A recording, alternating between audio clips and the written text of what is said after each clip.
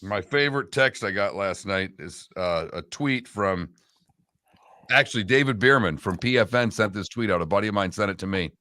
They should make Scotty finish his round in this weather while everybody gets a delay. So even it up a bit. Nice. My buddy sent that tweet. It seems like a fairly logical solution at this point. To which I text back, it's Tiger-esque. It really now is. Mm-hmm.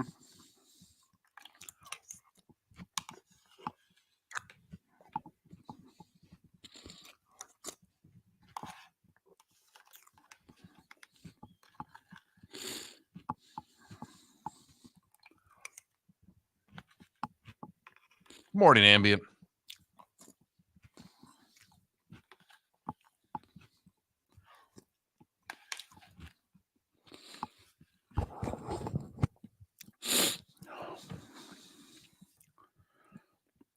Never thought you'd put 6 up on Hellenbuck and lose.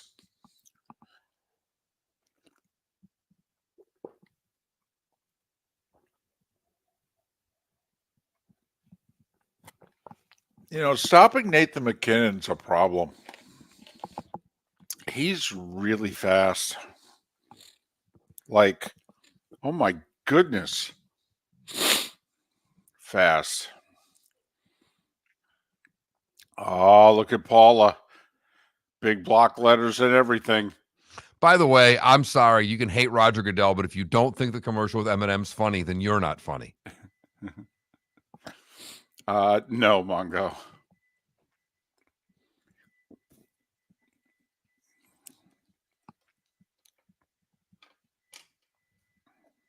Just talking about that, Cabin Ball. 14-0.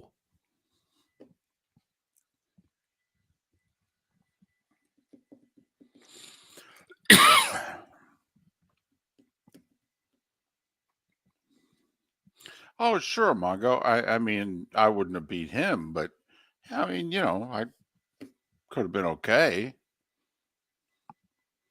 You just have to be an only child with not much of a childhood. That's all. Read a lot of sports books. Ambien, he wasn't good, but his defense wasn't great in front of him either. But yeah, no, Georgiev's, he's struggling right now. Bad time to be struggling.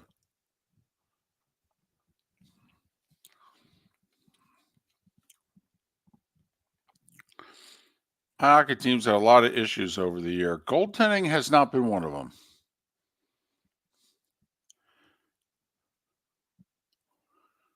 Rangers have had about 40 years of really good goaltending, which makes their inability to win even more baffling.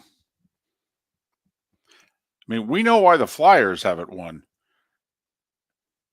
for most of the last 50 years. Flyers haven't had goaltending since like 1990. But, geez.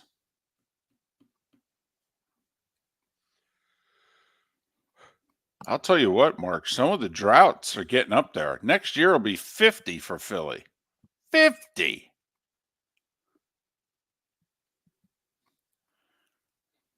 You guys nearly went 50. We went 54. The Toronto drought's just, geez. Flyers are coming up on 50. Sabres are past it. Golly. Good morning, John in Texas. I did not know you were in Texas, John. I thought you were a 239er. What are you talking? Oh, 36 degrees, I'm assuming you're talking, Paula? No. Yes. I was going to say the Wings drought's 16, but got it.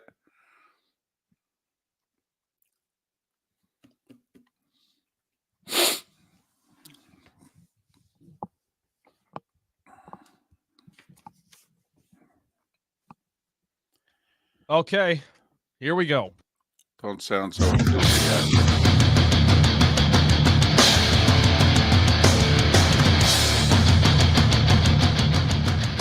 You are listening to Miller and Moulton, exclusively on the Florida Sports Network. And now here's Mark Miller and David Moulton. Top of the morning to you. Big day in our third act. We're adding affiliates. How about that? How the heck are you? Miller and Moulton. MillerandMoulton.com. Miller_Moulton on X. And for those of you joining us for the first time, I'm David Moulton. That would make me Mark Miller. Huh? And we got Trent Bally handling the controls. All right. Young guy, hell, less than half our age. He's already a cancer survivor. Big Michigan sports fan, except for the Wolverines. And he's going to marry a girl from Appleton, Wisconsin, and make his life miserable. She's going to be a Packer fan. She's going to be the most beautiful thing he's ever seen. He hasn't met her yet. That's just how we've got the script playing out. Top of the morning to you, Mark. How are you? I am doing very well. Good weekend. Little, a lot of stuff with the daughter. What weekend isn't? Little soccer, a little softball, little gymnastics over the weekend for me, and even snuck in a little golf on Saturday. Well, gymnastics, I'm guessing also you had to tape it and then watch it with the wife. I mean, Oh, she was all in. No. We watched it live. Don't kid yourself. Oh, okay. Watched it live, huh? Oh, yeah. Oh, so you get to tape your stuff, but watch her stuff live, huh? For the final. I gotcha. That was big. Well, the semis were shocking. Number one team in the country didn't make it to the finals. Big deal. It is in our household, David. Don't kid yourself. Yep. Listen, I was thinking of you because the daughter in the last few weeks has taken the granddaughter to, wait for it, gymnastics. Oh, yeah. And Now, I know the program, the Mom and Me Gymnastics. I've seen it on many a morning when I've stumbled in with my daughter for her lessons. Well, is it really gymnastics when you're two? No, it's rolling around on the floor is what it is, David. Yeah, it's like jumping into the ball pit and the what have you. And occasionally, what's the balance being? 4 inches off the ground? Looks as if it's about as wide as the sidewalk. And then they walk across it and they feel good about themselves. Yeah. One of the teachers already gone up to my daughter and said, you really need to enroll her in. Whoa, take it easy. This is 1 hour on a Monday just to occupy her. Come on now. Relax. Oh, man. So I already felt as if we're, beginning to go down your daughter's road. And you will. 8 years behind, but we're catching up. Not a doubt in my mind. Oh, boy. Anyway, remarkable sports weekend. First off, great golf weekend. My goodness, we'll get to that. But, the draft's a little over 72 hours away. Got a few folks in our Twitch chat room. By the way, twitch.tv/Miller Moulton. You can watch the show. Yeah. Mark's tan. See, he has a membership to a country club. He plays golf a couple, 2-3 times a week. Okay. Me, I haven't played golf in years. Not tan. Bad lighting in my house. And I'm bleached out even more. All right. I look like that. Who's the character in anyway? Just, between the white hair and just the white face. I need some makeup. That's basically, you'll be able to tell Miller's on the left, Moulton's on the right, and Moulton needs some makeup. Going to go back to my local TV days. Going to go out and buy Golden Beige #2. Apparently I have to start wearing it for the show. I thought I was done with the TV makeup thing, but maybe not. But, man, I was all in yesterday. All in. And not for my Rangers, because if the Rangers can't beat the Caps this year, then, they're not even worth paying attention to. But I was all in for Lightning Panthers. Honestly, 12:30. I literally barricaded myself in the room, closed the door, said to my wife, I'll see you at 3:00, maybe. Couple of hits in that game. About 110. Right. Apparently. Right. Mm-hmm. So much so that one of the Panthers looked at the stat sheet and said, I don't know if I've ever seen a game with over 100 hits. But heck of a start to the NBA and NHL playoffs here. Because, Mark, remember, there's no such thing as home court, home ice, home field advantage anymore in sports, according to those experts named Miller and Moulton. Right. We've been studying this for a while, and the home ice court advantage had disappeared. Right. Until the playoffs started this year, and a home team can't lose. Apparently not, Mark. Apparently not. I mean, if we want to include the play-in, we've got what? One road win? Right? The Lakers won in New Orleans. So, I mean, if we're including the play-in in the NBA, we do have a road win. But if we're just counting the, quote, playoffs, yes, Jim Morris Sr., playoffs, home teams are what, Mark? 14-0. What are they, playing the Marlins and the White Sox all the time? What the heck? By the way, banner weekend for the Marlins. They ended up splitting a 4-game series with the Cubs. Yes. They're back. We'll get to that in a bit as well. So, a strange phenomenon here. It's first time, I think, in a long time in the NBA that in game one's home team went 8-0. And so far in the NHL, the 6 series that are underway, the home team's up in all of them. And not only that, we haven't had an overtime game yet. And in fact, we've had 2 1-goal games. So the playoffs off to an interesting start in both the NBA and the NHL. Yes, they are. And a few empty netters in those games as well that, the newness of pulling your goalie with 4 minutes left down 1 or 3 minutes left has added the empty netters and made a lot of those 1-goal games 2-goal games. But you're right. And this just in, the Celtics seem annoyed with the presence of the Miami Heat. Just kind of like, you know what? We are really sick of seeing you guys. We are done with you. And it's nice of you to not have 2 of your better players when you show up this time. I have to admit, we really appreciate that. Now, we're going to try to make as quick work of you as possible and then move on. So, yeah, no Jimmy Butler going to be a big problem for the Miami Heat. Yeah, and also no Terry Rozier. Right. Also, I mean, who, one of the guys that they would lean on. So certainly this year, not looking like last year, where the Heat stumbled in as the 8. And remember, went into Milwaukee game 1, Jimmy Butler with a big game, and they stole game 1, and the tone was set.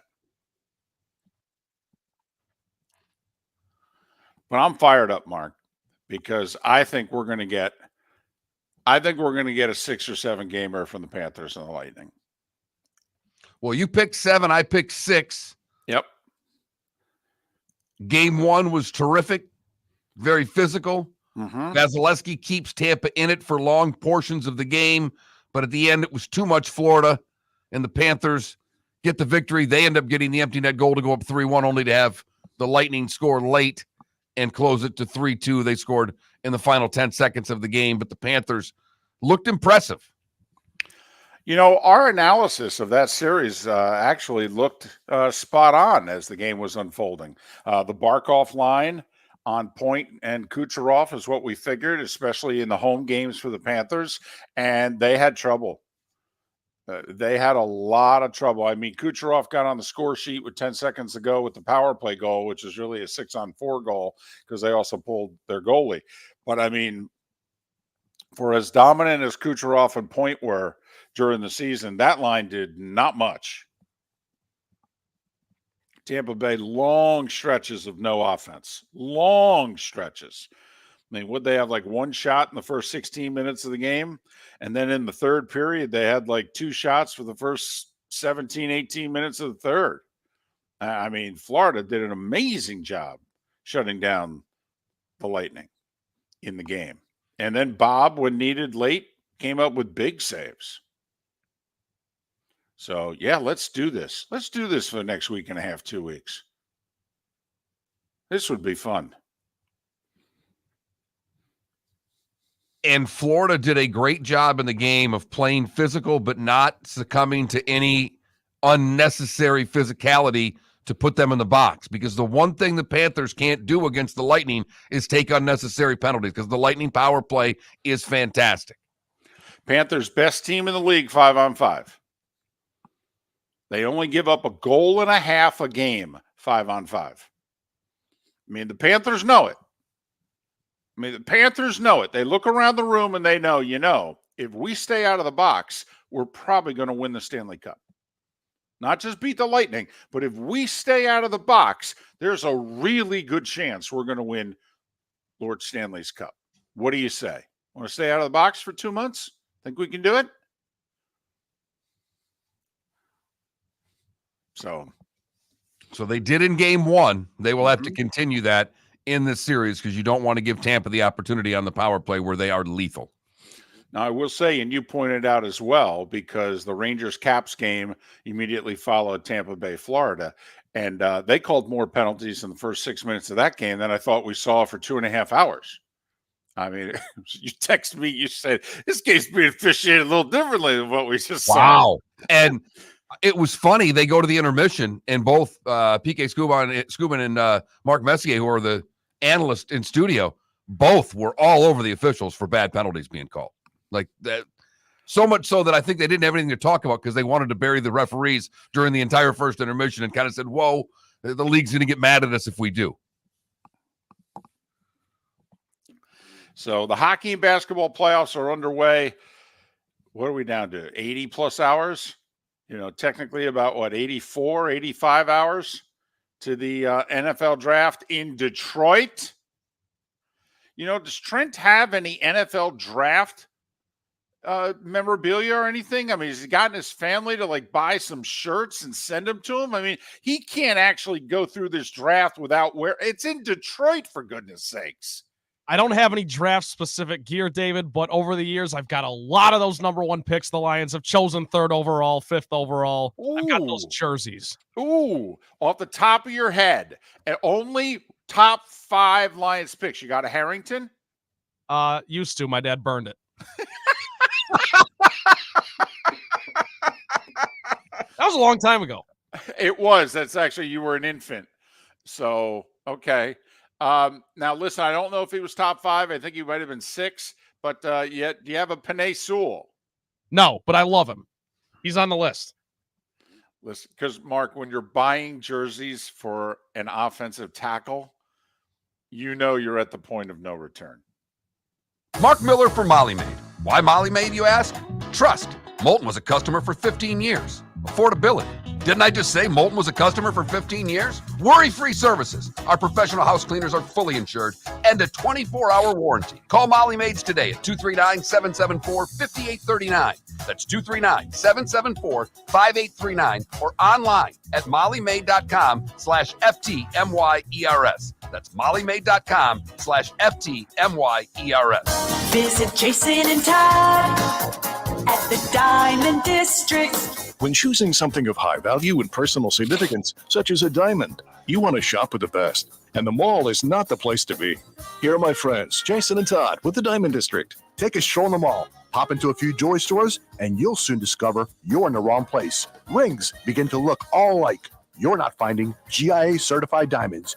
You quickly realize you know more than a salesperson helping you, and all the same financing gets pushed on you. Visit Jason and me, and you'll find America's top bridal designers dealing exclusively with the Diamond District. You'll find the largest selection of GIA-certified diamonds, all priced 8 to 10% over cost. You'll find educated sales consultants who have many years' experience and are not paid commissions. And you'll find Todd and me in the store nearly every day, wanting to shake your hand and welcome you to our Diamond District family.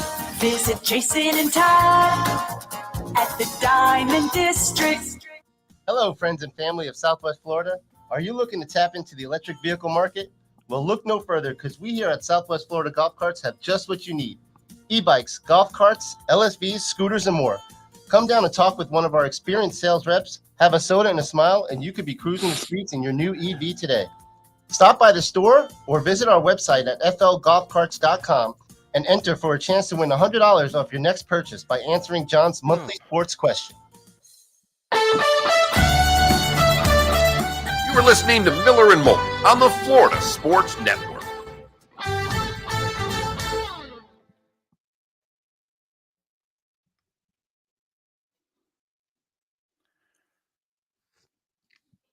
John, are you saying in Texas or a specific place?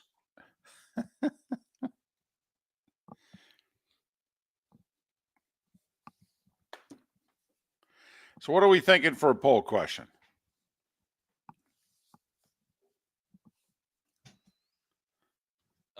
Something related to home court, home ice.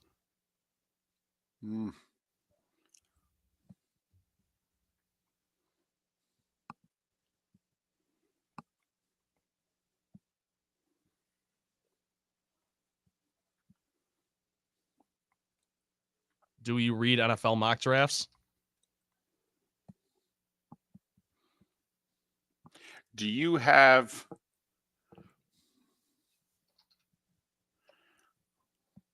do you think you're do you have confidence in your team or in your team's front office heading into the NFL draft? I like that. Mark? Sure. We really are married. He's not paying attention. Yeah. Do you have confidence in your team's front office heading into the draft? I heard everything that you said. I was looking up to National today to see if there was something that might take it over, like it's National Jelly Bean Day. Huh. Now that, see, I'm interested. I don't like black jelly beans. A lot of people do.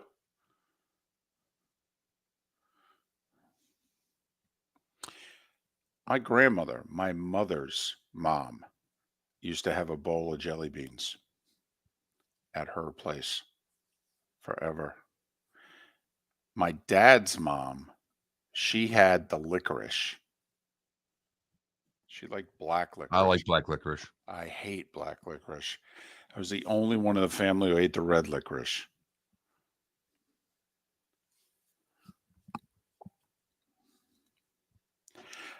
Mac, I don't like black, and I wasn't crazy about the white ones. I need some flavor. But I'm an orange-red guy in terms of colors.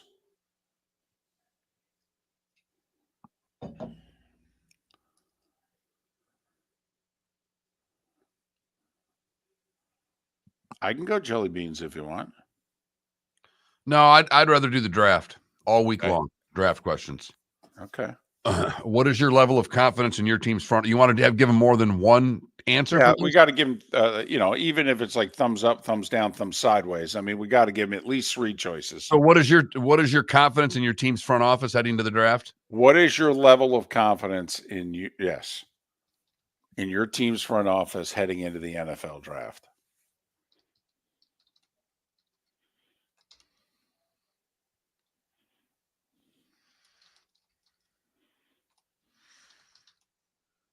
Now, see, Coach Rick, I'm not the crazy flavors. I know what you're talking about. And some of them are terrific, but I'd rather play it. I play it safe with my jelly beans. There's a shocker. Yep. And Kilo Stat, I feel you.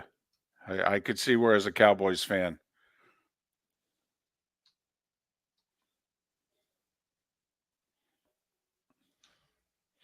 Well, Feeney, if you don't know by now that we're not like every other show, and usually we mean quality.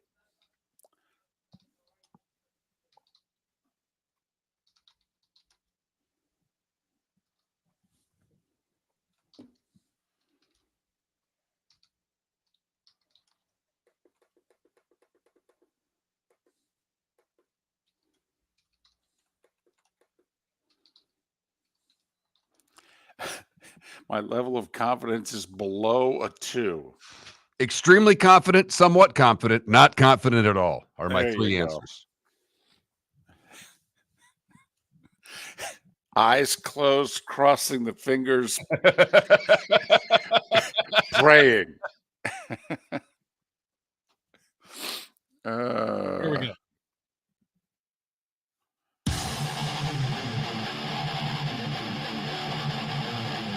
You're listening to Miller and Moulton, exclusively on the Florida Sports Network. 21 minutes past the hour. Top of the morning to you. How the heck are you? We are Miller and Moulton. MillerandMoulton.com, Miller_Moulton on X. A couple of new audiences today. Thrilled to be in Huntsville and Jacksonville. Howdy. We've been doing this about 20 years. Okay. You know, we're not bad. It's okay. You know, talk a little sports, have a little fun, get you on your day. We were in the afternoons for a long time. We've been in the mornings about 7 years now. I'm David Moulton. I hate mornings. I'm Mark Miller, and I have gotten to love mornings, mainly because David hates them. So there you have it. We learned a long time ago that good radio shows have a poll question. And they have it up early in the show. Right. And it's best if the question is at least above average every day. You know, people are somewhat interested in it. And then you as hosts can talk about it and people enjoy the conversation. Yeah, we're not good at them. We know that. And you'll learn that in time as well. But today, I don't know. We may have stumbled upon something, and we've stumbled upon it early. We'll see. What is your level of confidence in your team's front office heading into the NFL draft is our question today, David. There you go. Let's get to the heart of the matter. They haven't picked anybody yet. What do you think? Your team going to get it right? Or, oh, man, we're going to blow it again. Extremely confident, somewhat confident, or Giants fan not confident at all? Oh, I'm sorry. Did I say that? You did say that out loud. You did. You did. And then you got Bears and Cowboys fan that's going, hey, hold on a second now. We're below Giants fan now. Take it easy there, big fella. And of course, 3 years ago, if you asked this question of a Lions fan, they'd be like, we need to invent a new category. We're awful. We always get it wrong.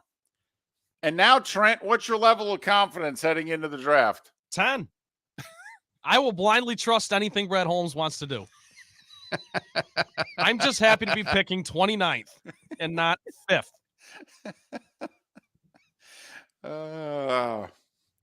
Man, he is cannonballed into the deep end, and he is just hanging out until proven otherwise. It must be a great feeling, Trent. Must be a great feeling. I don't know. Do Chiefs fans even pay attention to this thing on Thursday night, or are they just like, let us know when the season starts? I think they are at that point now, David, that they just blindly follow whatever is done in Chiefs Kingdom and don't blame them one bit. I mean, I think they're like, why should we pay attention in April? We're going to at least the AFC Championship game. We've done that 6 years in a row. I mean, well, why do I have to pay attention to any of this stuff? It's all cute. All these other teams, they think they have a chance. That's cute. That's fun. Well, you know who quite literally hasn't had to pay attention at all is the LA Rams fan base. And this is where David Moulton would say they don't have one. Well, the Rams have a fan base. Do okay, they? They do. They do. They have fans. They have a fan base. A base. It's all about the base. Right. The base. It's not a huge base. I will grant you that. But they do have a base. I mean, in order to have a fan base, don't you have to outdraw your opponents for home games? Well, with the exception of the Niners, okay, they do win the battle of attendance at every one of their home games. Okay. A Niners home game, they could lose that 60-40. They do. And if they ever host the Raiders, that one's in jeopardy too. Never mind if they're not good and the Cowboys are in town. So, you know, that's your base may be too strong a word. You know, they have more like a grouping.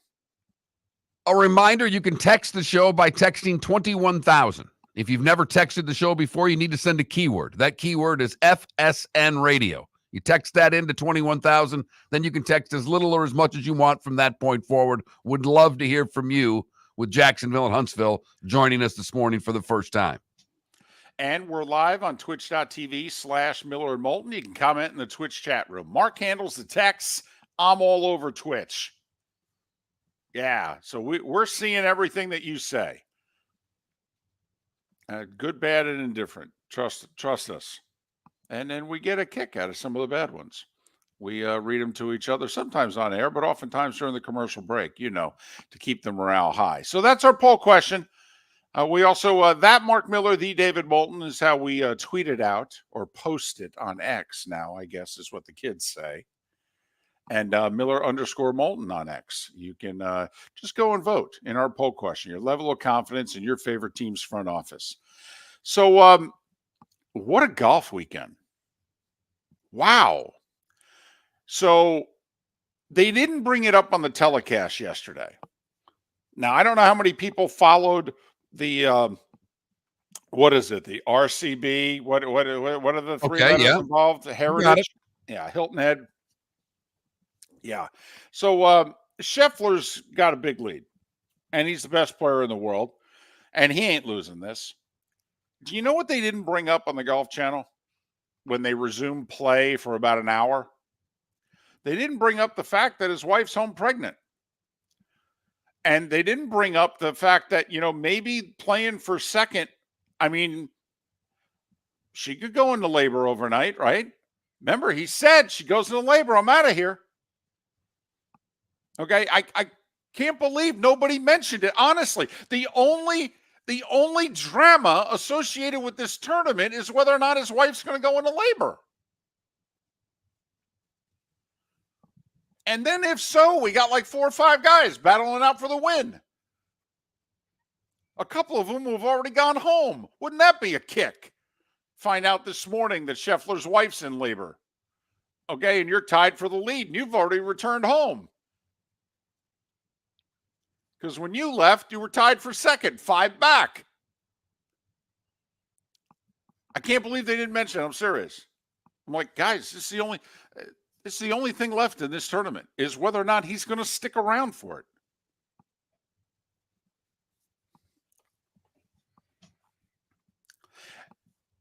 What he's doing is amazing. It's Tiger-esque. Yes, it is. Let's be honest. This is between 2000 and 2003 Tiger. He's about to win. Is this his third or fourth tournament this year third tournament by 4 or more strokes? Also, he, didn't touch a club for 3 days, played 9 holes of a practice round. Is his heart really into the Heritage? He just won the Masters, for goodness sakes. He's about to become a dad for the first time. You really think he's grinding? No, he's just swinging. He's just out there playing a round of golf, basically. I mean, there's your point is well taken, that there's no grind in this. Oh. This is just methodical, David. And this is how good he is right now. I have to admit, there was a lot to laugh about with the golf coverage. Like if Scotty Scheffler mishits a shot. I mean, if you're Trevor Immelman, first off, this is like when Jim Furyk was really good, if Jim Furyk pulled the shot.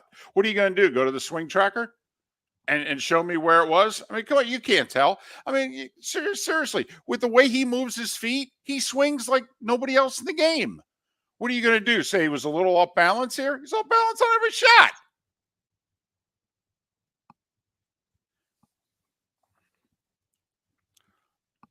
Here's, by the way, if you're watching golf, there's a new drinking game associated with watching golf. Every single time a golfer is in some semblance of trouble, and the announcers say something to the effect of, oh, he'll be lucky to get this within 15, 20 feet. And when they knock it to 6 feet or less, you drink. You'll be hammered by the end of every broadcast. Do these guys not watch golf? Some of them played it. Oh, some of them have won major championships. Do they not realize how good these guys are? There's not a situation in the world they can't get up and down from. What are they talking about? He'll be lucky to get this within 20 feet. Yeah, from about 240 yards, he will. It's a new drinking game. Try it out. Every time they say, oh, be lucky to keep this on the green, 6 feet or less, guaranteed. The law firm of Michael F. Hornung specializes in criminal defense, DUI, personal injury, nursing home claims, and auto accidents. I'm a former prosecutor with over 34 years of experience. The information I know is information you need to know. If you've been arrested for a DUI, time is of the essence to maintain your driving privileges. Call the law firm of Michael F. Hornung for a free consultation. At the law firm of Michael F. Hornung, we are committed to excellence in your representation.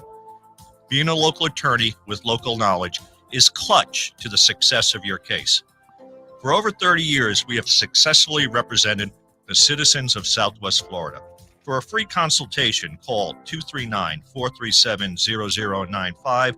That's 239-437-0095. Our offices are conveniently located in Fort Myers. Visit online at mfh-law.com. Visit Jason and Todd at the Diamond District. When choosing something of high value and personal significance, such as a diamond, you want to shop with the best, and the mall is not the place to be. Here are my friends, Jason and Todd with the Diamond District. Take a stroll in the mall, pop into a few joy stores, and you'll soon discover you're in the wrong place. Rings begin to look all alike. You're not finding GIA certified diamonds.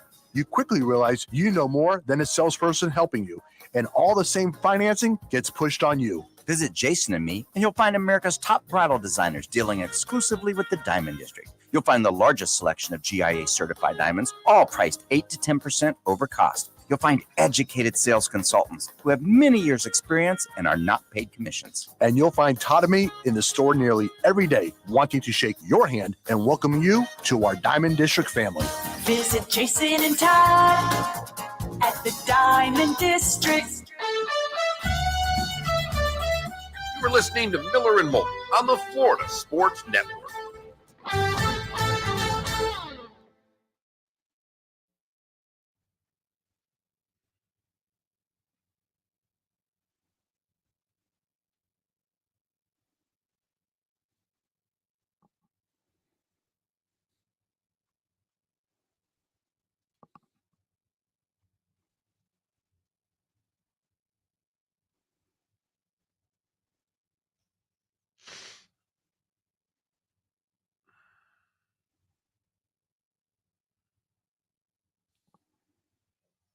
I've got a list for you, by the way, of things to record. Okay. So this week we can do that. You comfortable on that after your So I never got a call. never gonna call, huh? I got a couple videos a couple hours later, so I think I know what I'm doing. But we'll find out.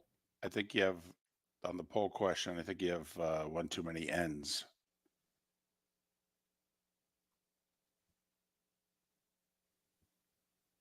Don't know if there's a way to do it. Shit. Oh God. Let's just delete and redo.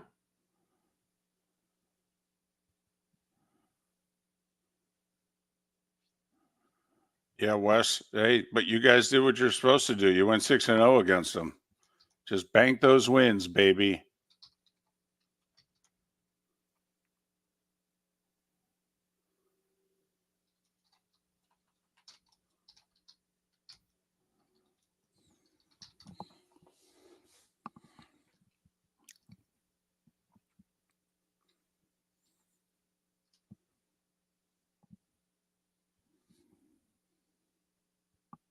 EB, that's pretty funny, by the way.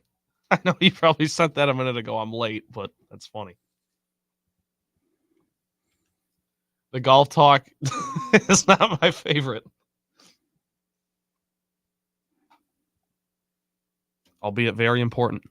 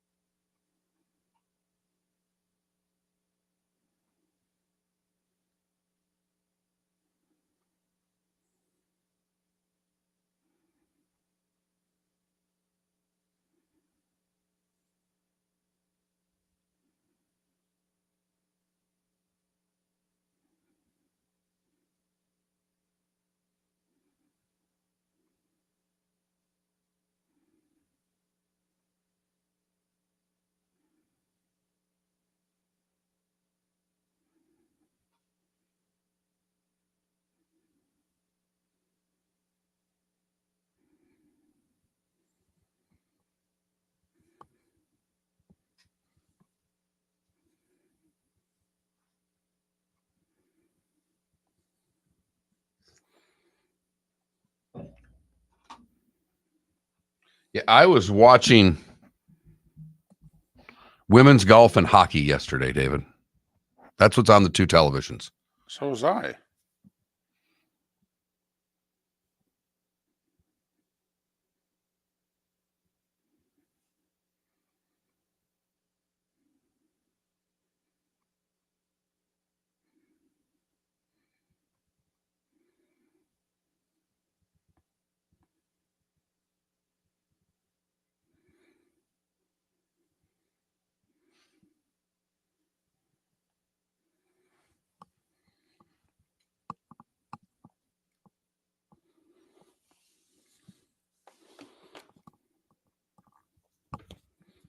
All right, here we go.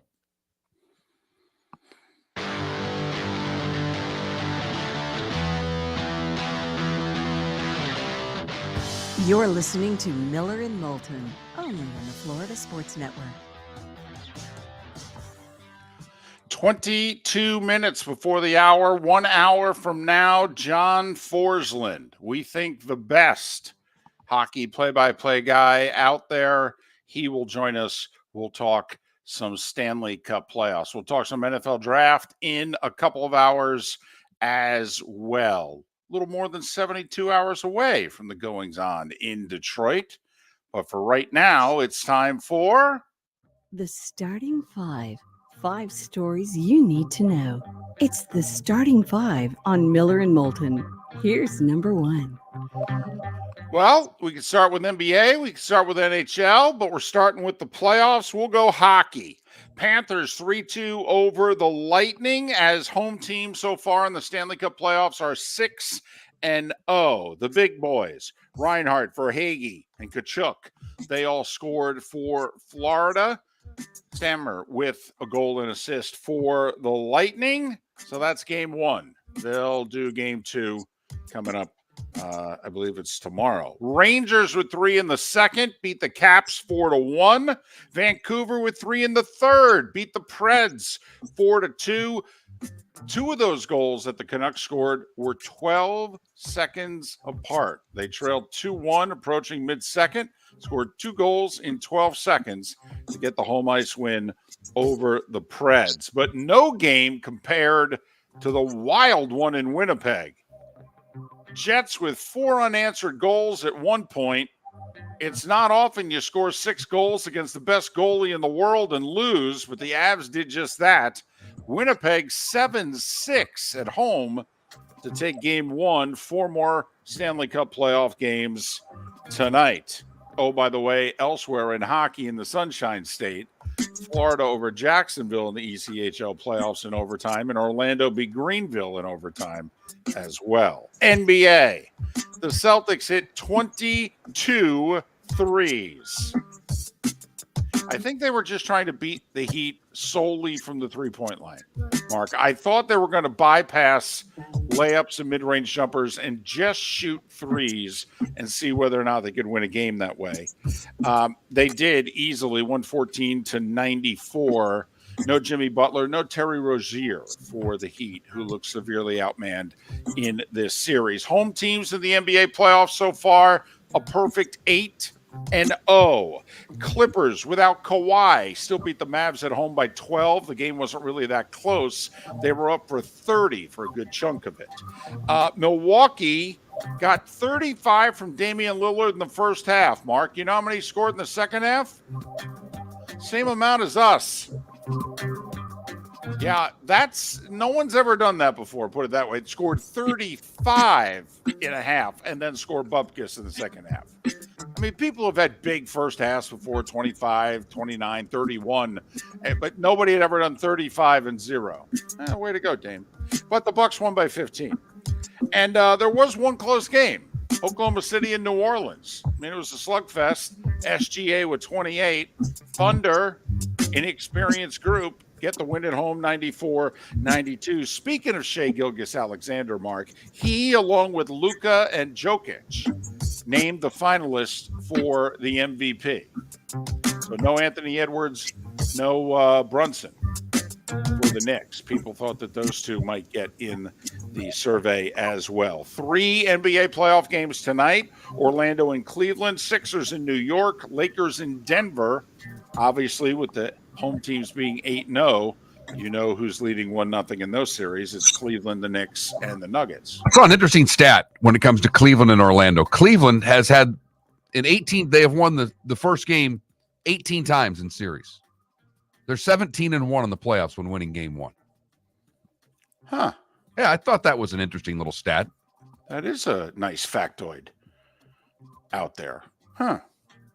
By the way, a tidbit about the Knicks-Sixers series. So the Sixers lose game 1, and Nick Nurse, their coach, afterwards is asked, and he said, yeah, we have no problems with anything that happened tonight. And they're like, what do you mean? He's like, we wanted the guys to beat us who beat us. He basically said if Miles McBride and Josh Hart are going to hit threes in the fourth quarter, we're going to lose the series. But we're going to try the same thing 6 more times and see how we do. I like that. Baseball. Yankees took 2 of 3 from the Rays. They scored 4 in the 5th yesterday, 1-5-4. Marlins split a 4-game series against the Cubs. That's like a dramatic winning streak. 6-3 Miami over the Northsiders. Texas hit 3 home runs, avoided the sweep at the hands of the Braves, 6-4. Phillies have won 6 in a row. Of course, they beat the Rockies and the White Sox, but they still count in the standings. 8-2 over the White Sox, who are 3-18, by the way, to start the season. That's a 143 winning percentage. 3-18.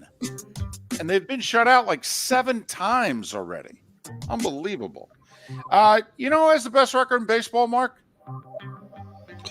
Cleveland? Woo! You are bringing it this morning, my friend. The Guardians are 16-6. They beat Oakland 6-2. They also retired Jim Thomey's number. It was a really nice ceremony. Jim Thomey, one of the all-time good guys in sports. Everybody loved him. And, he was on those 95 and 97 Indians teams that came so close. And a really touching moment. If you haven't seen the video, go check it out. He has one final home run trot, and he did it with his son. And they ran the bases together. That was neat. A bunch of shutouts yesterday, Mark, in Major League Baseball. Baltimore 5-0 over KC. You had Milwaukee sweeping the Cardinals 2-0. You had the Reds sweeping the Angels 3-0. The Dodgers snapped a 3-game skid. Ohtani homered. He's now hit more homers than any other Japanese player in Major League Baseball history. 8-run fifth also for the Dodgers, 10-0 over the Mets. And the Nats 6-0 over the Astros. Man, the Astros. This is lingering. This is starting to get a little more serious now. We're almost through, we're darn near through the month of April, and they're winning at like a 300 clip. Yeah, wait 72 more hours, and somebody important will go on the IL also for the Astros. They are getting the bug. Pirates have lost 6 in a row. Boston beat them 6-1. Colorado and Seattle split a doubleheader. And that's what you do, by the way. You bet on the team that lost the first game. If you've done so far this year, you're 4-2. Just so you know, we've had 4 splits, 2 sweeps in the doubleheaders. Arizona 2 in the 9th beat the Giants 5-3. San Diego doubled up Toronto 6-3. And Detroit 6-1 over Minnesota. The Twins, the favorites in the Central, are 7-13. They've lost 6 of 7. And, oh, by the way, because we asked this trivia question last week, do you think that Trevor Bauer will play in the major leagues again, yay or nay? And 2/3 of you said no.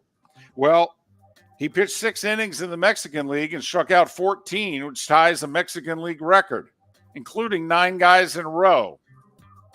He's 33 years old. He's just waiting for the phone to ring. We'll see if it will. Golf, 27-year-old Scotty Scheffler with a 5-shot lead with 3 holes to play in the suspended RBC Heritage. 4 players are tied for second. Really, the only drama is whether or not Scheffler's wife goes into labor in the next couple hours. Otherwise, that'll be 4 wins in his last 5 tournaments. In the other tournament, he finished second because he missed the 6-footer on 18 to force a playoff. And yet, he's not the hottest golfer in the world. Nelly Korda is. She tied an all-time LPGA record by winning her 5th tournament in a row. She won the Chevron, which is a major. It used to be the Dinah Shore, by 2.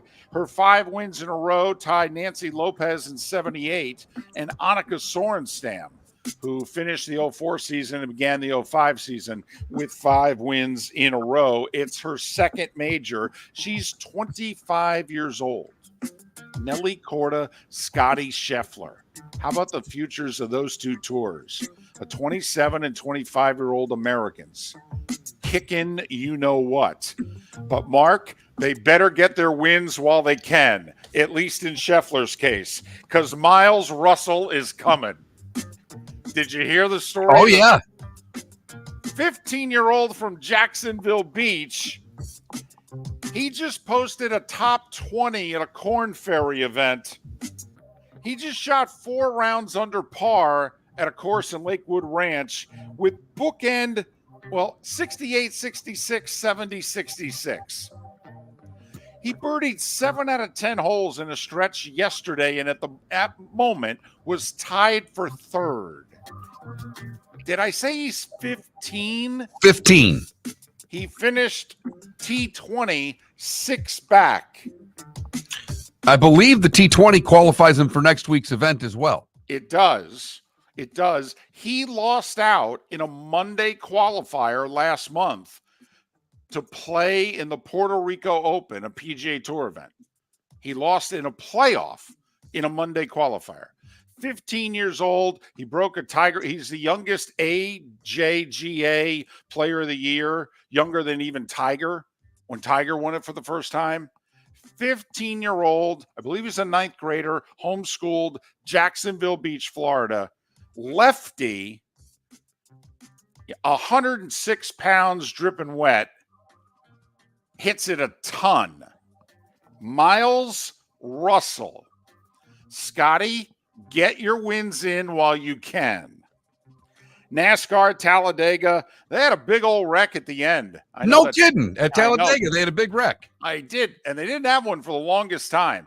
But final lap, damn near final turn, and because of it, Tyler Reddick passed Michael McDowell and Brad Keselowski, who got caught up in the wreck. And Tyler Reddick with Michael Jordan in attendance. First time Jordan's ever been in attendance when one of his drivers has won. The joke in the garage was, okay, he's a jinx. You need to stay away. Yes, they were saying that about Michael Jordan. You're a jinx. We can't win around you. So finally, Jordan in attendance when one of his drivers won a race, Tyler Reddick in Talladega. And sad news over the weekend, Roman Gabriel, College Football Hall of Famer, former NFL MVP, Rams and Eagles. He died Saturday at the age of 83. Mark, I love players like this because Roman Gabriel was drafted in a time when you had the NFL draft and the AFL draft. So he was drafted 2nd overall by the Rams in the NFL draft, and he was drafted 1st overall by the Raiders in the AFL draft. And Gabriel chose the NFL. And I know you'll think, well, of course he chose the NFL. Yeah, Namath chose the AFL 3 years later. Just saying. I mean, not everybody chose the NFL, but Roman Gabriel did. Won an MVP with the Rams, had a nice run with the Eagles as well. Roman Gabriel was 83. And at 9 minutes before the hour, that was the Starting Five every weekday morning at this time on Miller and Moulton. So what's your level of confidence in your team's front office for the NFL draft? That's our poll question today. Are you extremely confident, somewhat confident, or not confident at all? There you go, Mark. That last one. That's where I am. I'm a Giants fan. I Not have been confident at all. playing with every Giants fan I see. I just yell quarterback names at them and get them to freak out. Why? Why are they freaking out? What, like they want Daniel Jones? How can a Giants fan be mad if they drafted a quarterback? Honestly. You happy with the incumbent? Also, answer me this, Mark. If you're Joe Shane and I'm Brian Dable, we're picking 6th. Do we ever think we're picking 6 with the Giants again? No. Because if we are, guess what we are? Fired. Thank you. So can't you make the reasoning that the Giants should take a quarterback now because they're never going to be in a better position to grab one? Right? Yes. It's just that the who is there at quarterback part has the Giants fans that I know a little nervous, particularly the ones that I know are scared to death that they're going to draft J.J. McCarthy, and they don't want J.J. McCarthy. Okay, here's what I want you to do, and I'm serious. And you got to be strong when you do this. The next 3 days, I want you to walk up to all your Giant fans in your life and literally give them ultimatums. J.J. McCarthy, Daniel Jones. Go right through the list. Drake May, Daniel Jones. No, go right through the list. Michael Penix, Daniel Jones. Keep going. And you tell me how many of them say Daniel Jones. None of them will say Daniel. Okay, then they need to be with quiet. true serum will never say Daniel Jones. Okay, then they need to be quiet. Now, don't get me wrong. I'm not confident that the other guys are a better option either. But, I mean, don't you keep picking quarterbacks till you get it right? That's been our philosophy for a long time, because without one, what are you? You're picking 6 in the draft. Thank you. So, there you have it. The Miller and Moulton draft philosophy. Keep drafting quarterbacks till you get it right. You only have to be right once. Text lines open at 21,000 for our new markets in Huntsville and Jacksonville. You have to type in the keyword FSN Radio, all one word, one time. Then you can text as little or as much as you would like. Answer our poll question, Miller_Moulton. That Mark Miller, the David Moulton on X. What is the level of confidence in your team's front office for the NFL draft? John Forslund, one of the best that calls the game of hockey in 35 minutes right here on Miller and Moulton. Mark Miller for Molly Maid. Why Molly Maid, you ask? Trust. Moulton was a customer for 15 years. Affordability. Didn't I just say Moulton was a customer for 15 years? Worry-free services. Our professional house cleaners are fully insured and a 24-hour warranty. Call Molly Maids today at 239-774-5839. That's 239-774-5839 or online at mollymaid.com/FTMYERS. That's mollymaid.com/FTMYERS. The law firm of Michael F. Hornung has successfully represented the citizens of Southwest Florida for over 30 years. As a former prosecutor, the information I know is information you need to know. If you've been arrested for a DUI, a criminal matter, or involved in an auto accident, call the law firm of Michael F. Hornung. I'm a local attorney with local knowledge to assist you through the process. For a free consultation, call 239-437-0095. That's 239-437-0095. Offices in Fort Worth. Visit Jason and Todd at the Diamond District. 20 years ago, Jason and I had the idea for a jewelry store like no other, with a vast selection of certified diamonds priced 8 to 12% over cost. A team of individuals who are educated, driven, and believe in cultivating relationships. Today, we have become one of the largest independent jewelry stores in the country. Todd and I love what we do and are in the store nearly every day, along with our GIA gemologists, master jewelers, custom designers, and non-commissioned diamond consultants, all of which we consider family. As direct diamond importers, we travel the world, forging relationships and sourcing diamonds. What we love most about our business is that we can call Southwest Florida our home. If selection, value, and comfort are important to you, give the Diamond District an opportunity. You won't find a better diamond buying experience. Todd and I look forward to shaking your hand and welcoming you to our Diamond District family. At the Diamond District. Located on the East Trail, locally owned Naples Tiki Bar and Grill is an outdoor eatery next to the Hitching Post Shopping Center. Island-inspired food with a true tiki theme. The best place in Naples to enjoy the beautiful weather in Southwest Florida. The Naples Tiki Bar and Grill offers a great menu for dine-in or takeout. Enjoy our famous pulled pork, huge burgers, and tiki bar cocktails. Don't miss happy hour every day from 3 to 6 and live music 7 days a week. See you soon at the Naples Tiki Bar and Grill, 11498 Tamiami Trail Mark East. Miller for Molly Maid. Why Molly Maid, you ask? Trust. Moulton was a customer for 15 years. Affordability. Didn't I just say Moulton was a customer for 15 years? Worry-free services. Our professional house cleaners are fully insured and a 24-hour warranty. Call Molly Maids today at 239-774-5839. That's 239-774-5839 or online at mollymaid.com/FTMYERS. That's mollymaid.com/FTMYERS. You are listening to Miller and Moulton on the Florida Sports Network.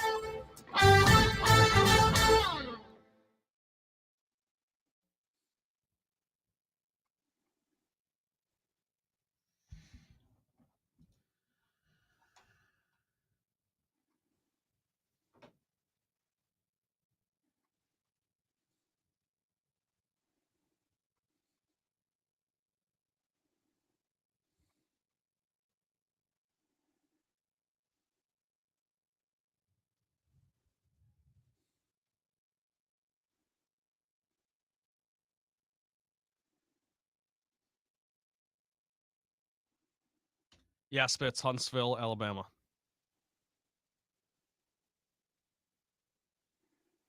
Yeah, I don't know of a different Huntsville. Is there another Huntsville? I'm sure that I'm there sure, is. yeah, I'm sure that there is. I've never heard of it.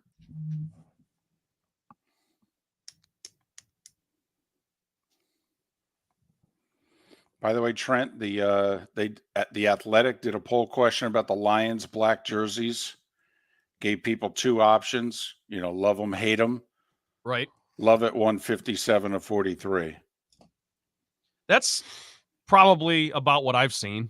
I'm not crazy about them, but I'm in the minority. The options were love them, burn them.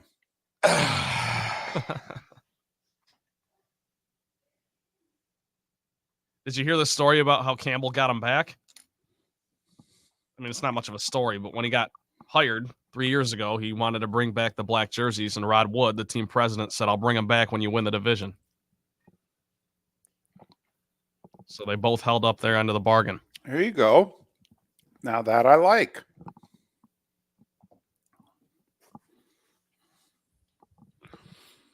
Where is Huntsville, Texas, Phil?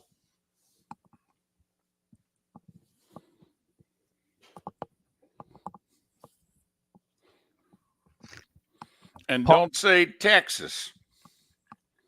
Paul, I got to tell you, Mark, they you can can't. probably attest to this. If you would have told me 10 years ago that the Fords would be the best owners in the city, They're not. Sheila is.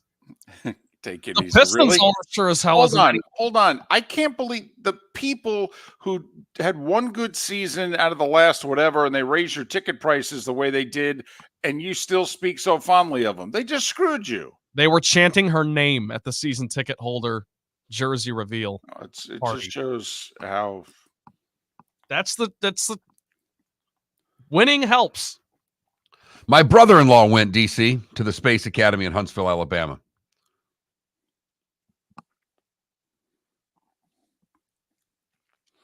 my mother's longtime boyfriend bought his 55 T-Bird in Huntsville. When my mom broke up with him, they were together like 7-8 years. And I was just entering high school, and I looked right at her and I go, I've been dreaming about driving that T-Bird into high school one time.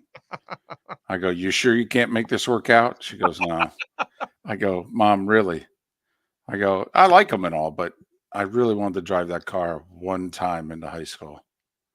It was a red 55 T-Bird convertible. It was amazing. Leather seats, unreal. And 8-track deck. Oh my God. Living large. Meatloaf, Bat Out of Hell, Beach Boys, Endless Summer. Pulling into the parking lot. Yeah, he did, because he ended up served in the Air Force Academy. Here So we go. yeah.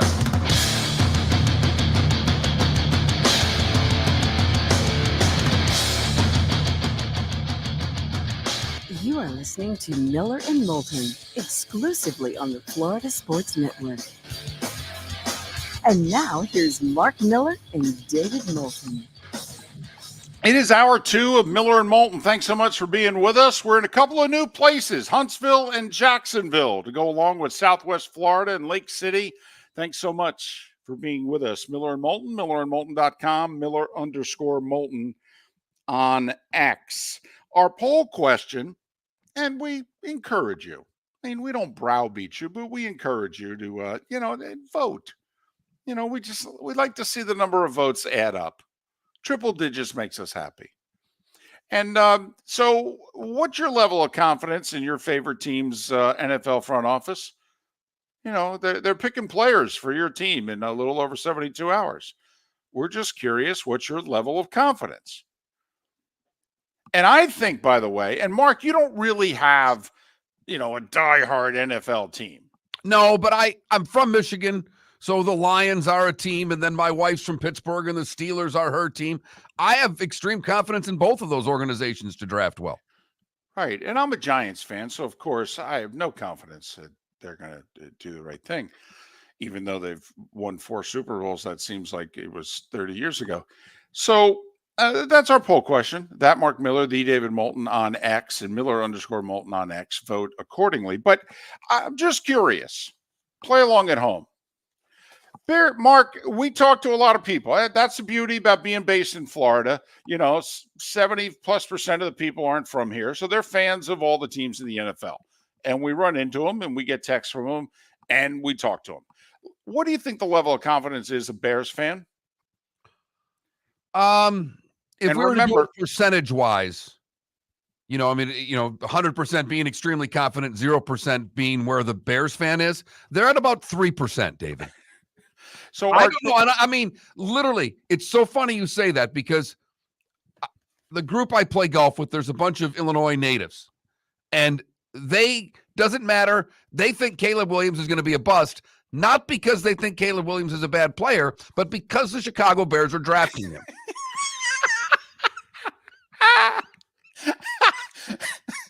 Oh, wait, we're taking him? He's going to suck. He's going to be a bust. Meanwhile, we'll screw it up. Can't you spin it with Bears fans that go, okay, so you got Trubisky wrong. You took him 8 spots ahead of Mahomes. We'll try not to bring that up ever again. Okay, so you traded up for Justin Fields. Okay, that's all right. You took a shot. Okay, so now you keep going. Come on, all you have to do is be right once. Come on, all you have to do is be right once. And it changes generations of fans' opinion of that front office. And I mean, we see it every morning with our producer, Trent. Oh, I know. I mean, it's almost disgusting to have a Lions fan this confident and this happy. I mean, seriously, when's the last time this was the case? 1957? Not in my lifetime. Right. And he's just like, oh, and Brad Holmes we trust.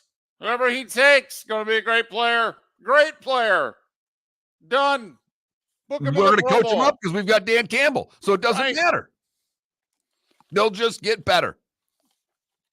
The Lions got ripped for drafting Jahmyr Gibbs at 12. Oh, yeah. Ripped. Yes. Oh, yeah. The whole line. Right. They took everybody half a round too high last year. How'd that work out?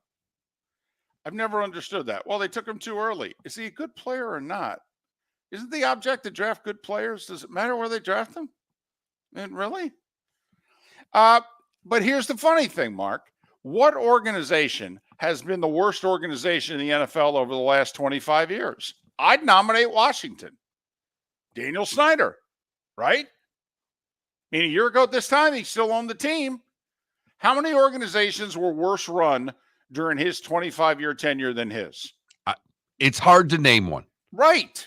It really is. Mm-hmm. And I don't just mean in the NFL.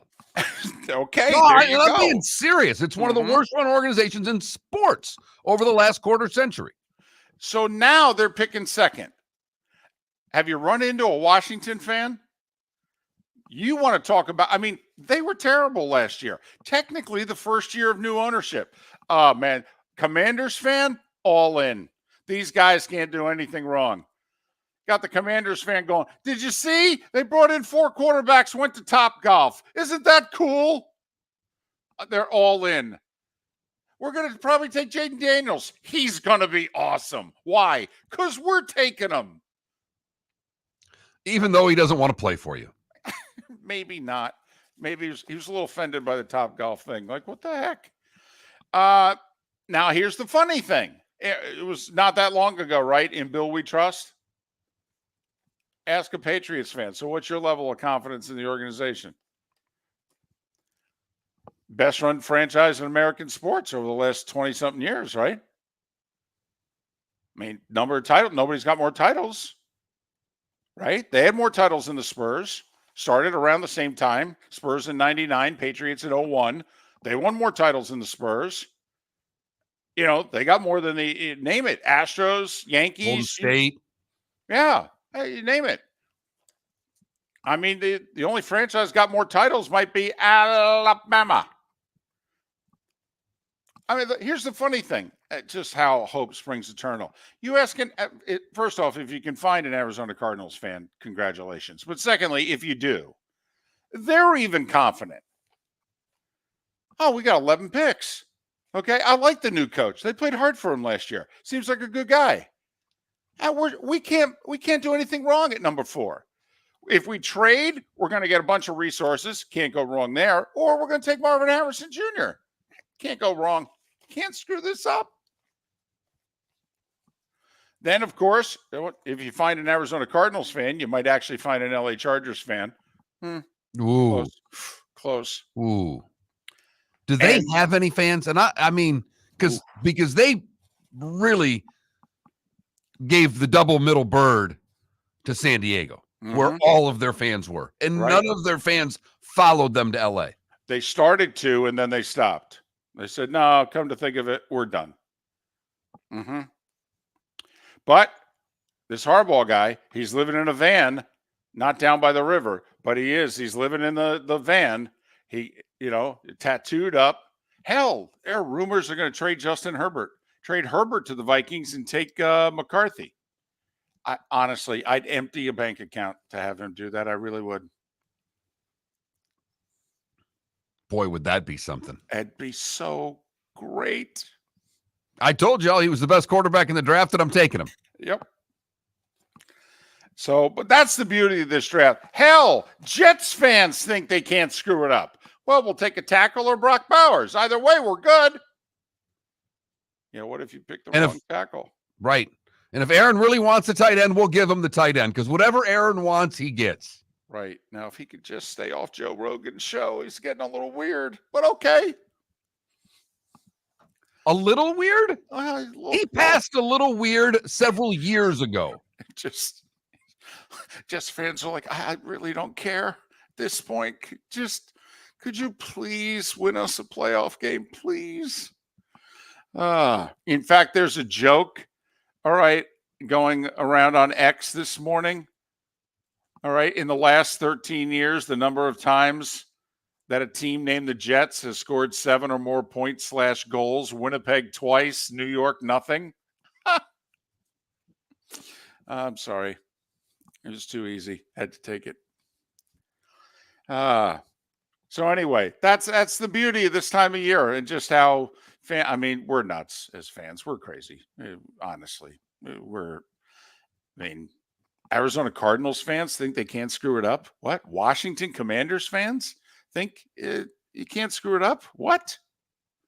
But to your point, David, first text we got this morning was from a Pats fan that says not confident at all in Pats front office. Steeler fan, somewhat confident as a Steeler fan. Pleasantly surprised how aggressive they've been in the offseason, and it was needed. Yeah, Omar Khan there. Twice, last 2 years, been very aggressive.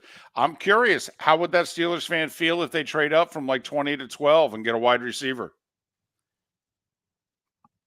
Because I think if Brian Thomas Jr. falls and they think they can get within a half a dozen or so picks, I think they'll trade up for a wideout. They're all in on this Russell Wilson, Justin Fields thing. The other thing which is amazing, Mark, is that if you look at the amount of money the Steelers spend on their defense, number 1 in the league. No front office has spent more money on their defense than the Steelers. You look at the amount of money they've spent on their offense, they're like 27th. So, it shouldn't be a surprise why one unit's far superior to the other, right? Not at all. And they're going to have to build the other side through the draft and the cheapest quarterback that they could get. So, if I was a Steelers fan, if we're investing in offensive players, I'm all in. We've invested on the other side. But you could still be in the 20s in offense because you've got your quarterback for a song right now. Right. So, got 3 teams that don't have first-round pick. Got Arizona and Minnesota and Chicago, who have 2 first-round picks. I'm fired up. We are doing a live broadcast the night of the draft on our Twitch channel, twitch.tv/Miller and Moulton. It's an experience unlike any other draft show out there. The 2 hosts take it very seriously up until the point when one host switches from beer to brown liquor, and then he goes off the rails. That would be me. He still takes it seriously. The problem is once he switches to the hard stuff, he can't remember all the names. And so the 1 or 2 that he remembers, he just keeps yelling out. They should take Chop Robinson. And I have to go, they took him 6 picks ago. Chop! Okay, that'll be enough of a mark. So, kind of like they talk about, certain places in the draft. 22 and a half is the spot in the draft. Has Mark gone to the hard stuff over or under 22 and a half in the draft? Well, that's right around when all the Florida teams will start picking too. I mean, Dolphins 21. Yeah. Jacksonville, though, 17. Right. They underachieved. So you should be okay for the Jags pick. Dolphins, that's true. That could be right around go time. It will be. In fact, that's what I'm going to try to shoot for. I'll switch to the Brown right when the Dolphins make their pick. But, folks, we actually take the draft very seriously. We do a lot of looking ahead in the draft. You want to watch those network shows? They'll tell you about who just got drafted. Yeah, whatever. We're past that now. We're moving on. We're moving on to the next guy and 3 teams ahead. And is so-and-so going to fall to them? And so we do the draft differently. It's actually based on how the runs of players go and what positional groups go, trying to let you know how the draft will unfold, because you've got a slew of tackles, you got a slew of wide receivers, and you don't have a lot of defense in this draft at the top end, particularly at the edge. The Molly Maid play of the day with Trent Bally is coming up next on Miller and Moulton. Mark Miller for Molly Maid. Why Molly Maid, you ask? Trust. Moulton was a customer for 15 years. Affordability. Didn't I just say Moulton was a customer for 15 years? Worry-free services. Our professional house cleaners are fully insured and a 24-hour warranty. Call Molly Maids today at 239-774-5839. That's 239-774-5839 or online at mollymaid.com/FTMYERS. That's mollymaid.com/FTMYERS. The law firm of Michael F. Hornung has successfully represented the citizens of Southwest Florida for over 30 years. As a former prosecutor, the information I know is information you need to know. If you've been arrested for a DUI, a criminal matter, or involved in an auto accident, call the law firm of Michael F. Hornung. I'm a local attorney with local knowledge to assist you through the process. For a free consultation, call 239-437-0095. That's 239-437-0095. Offices in Fort Worth. Visit Jason and Todd at the Diamond District. Hi, I'm Jason. And I'm Todd with the Diamond District. I believe in complete transparency. If you're shopping for diamonds in Naples, you're paying too much. If you're shopping in the Cape or Fort Myers, you also won't see the selection you deserve to have. If you're online, there's no human connection, and you won't know if your diamond is beautiful or not until it shows up in the mail. Just because it's GIA certified doesn't mean it's brilliant. There's so much more to a diamond than its cut, color, and clarity that makes it beautiful. Visit us at the Diamond District for a non-commission and educational presentation, and quit paying more in Naples or buying blind from the internet. The Diamond District has the rarest diamonds from half carat to 10 carats. You won't find a bigger selection or better value. And you won't find a better buying experience. Jason and I are in the store nearly every day, and we look forward to shaking your hand and welcoming you to our Diamond District family. At the Diamond District. You are listening to Miller and Moulton on the Florida Sports Network.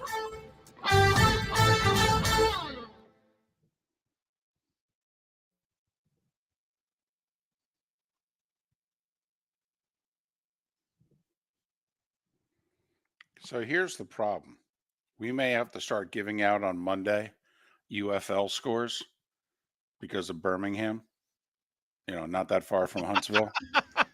Okay. Here's the problem. When I look up scores, they only give them by last name. Like Brahmas over Panthers. Now I'm assuming that's San Antonio against Michigan. What the hell's the matter with you? Okay. The Brahmas are in San Antonio, the Michigan Panthers. Let's get it together, Moulton. Okay. Now Stallions beat the Defenders. I know Stallions is Birmingham. Defenders? LA, maybe? I think it's DC. Oh, it is DC. You're right. Okay. DC Defenders, 18. Got it. Battlehawks, that's St. Louis. Showboats, that's Memphis. Okay. That's the best name in the league, by the way. Memphis Showboats. Although it doesn't really make sense because their logo is a boat. What do you want it to be? Well, wouldn't that be better if it was like a coastal city or something like that? What's the Mississippi River? The paddle boats. You ever heard of it? I have. It's It's kind of really big. it starts up in Minnesota. And it Goes all the way to all the way Louisiana to the Gulf down of to the Gulf of Mexico. Mexico. I'm looking up the logo because I'm pretty sure it's like a it's like a giant ship. A paddle boat. It's a paddle boat. You're grounded. That's it. The Memphis Showboats Okay, so logo the is not a paddle boat. Roughnecks and Renegades. What are we talking here? The Roughnecks beat the Renegades. Don't know.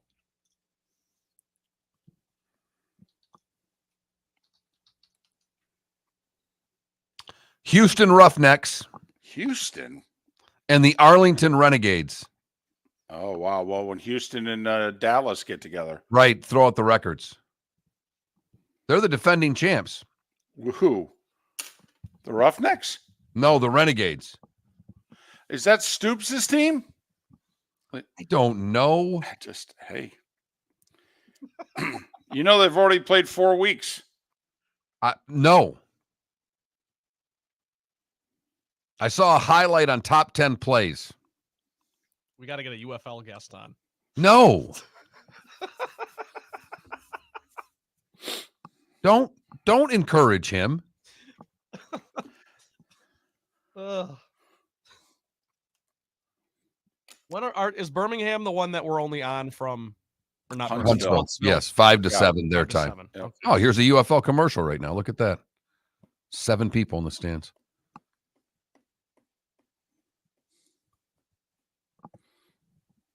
They're drawing as many viewers as the NHL so far.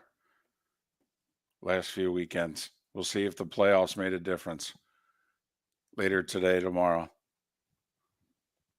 E.B. Hill wants us to have a future guest, the voice of the Stallions.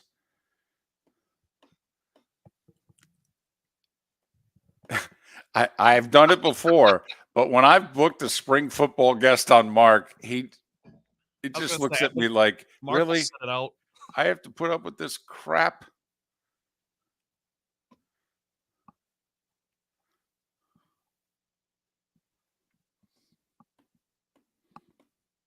It's a commercial break, JB. That's why Trent's talking.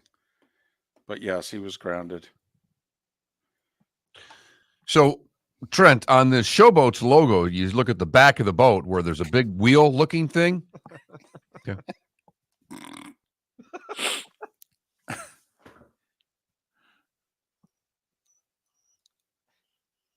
Okay.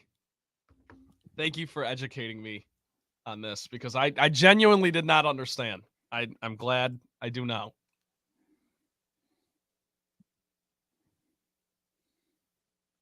Yeah, St. Louis loves their spring football, Sonny. There's no doubt.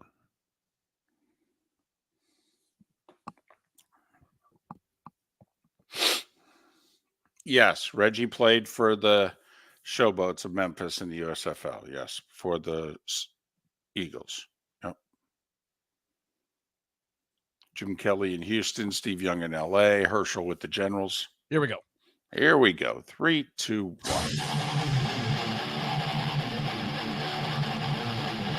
You're listening to Miller and Moulton, exclusively on the Florida Sports Network. John Forslund, the best hockey play-by-play guy going, is going to join us in a little more than 15 minutes' time. We'll talk some Stanley Cup playoffs. Mark, we're in Huntsville and Jacksonville as of this morning. Hello. Hello. But with the quality of this show, we don't know how long it's going to last. So we have to cater to those two markets while we still have them. You know, we mentioned Miles Russell, the 15-year-old from Jacksonville Beach. You know, we'll have some Jags guests coming up later on this week, you know, previewing what they're going to do in the draft. Well, what are we going to do, you know, for Huntsville? How do we cater to Huntsville? Well, Birmingham's 100 miles away. All right. You know, the Stallions, the UFL, right? So here's my problem. I don't know all the teams' names. At least I don't think I do. And so when you go to certain websites and you look for scores, they don't list like Birmingham, Houston, you know, Memphis, they list them by team name. Like Showboats lost to the Battlehawks. Oh, man. I know the Battlehawks is St. Louis. A.J. McCarron turned down going back to the NFL. He wants to stay in St. Louis, play spring ball, let his kids watch him play, the whole deal. Okay. He and they are doing well. The Stallions beat the Defenders. Well, I know Birmingham's the Stallions. The only reason I know the Defenders are DC is because literally their logo is next to it. And it's a big D with a little C in the middle of it. Now, I'm not very smart, but I took a stab that they were the DC Defenders, and I was right. Now, the Brahmas beat the Panthers. Because of you two, I've been educated about the whole Michigan Panthers phenomenon. And because we talked about what a weird name the Brahmas is, I knew that that was San Antonio. The Roughnecks and the Renegades played yesterday. I got nothing. The Roughnecks and the Renegades, huh? Yes. The Roughnecks beat the Renegades 17-9. The Roughnecks are from Houston. Why, of course they are. And the Renegades are from Arlington. So Big basically Texas Dallas. battle. Right. So that was the Houston-Dallas battle. I thought Okay. you'd be better off just mentioning that Alabama played their spring game last weekend. Well, yeah, I could have. And here's and Nick, of course, was in the attendance. Nobody wanted to hear from Kalen DeBoer. Okay, but we made sure that we had our interview with Nick. Nick looked great, by the way. He's in a suit. Okay, the dye job with the hair. He looked good. He looked young. He looked like he's been golfing. Boating, golfing, that's what he's going to do now. Yes. He looks really good. Alabama fans are secretly thinking, can he just enjoy the rest of the summer but come back in August? We'll pay Kalen DeBoer to just step to the side, okay? Just let him, so he needs a summer vacation. At his age, we understand. Just as long as he comes back. He's coming back, right? No, he's not. I know. It really seems as if he's not.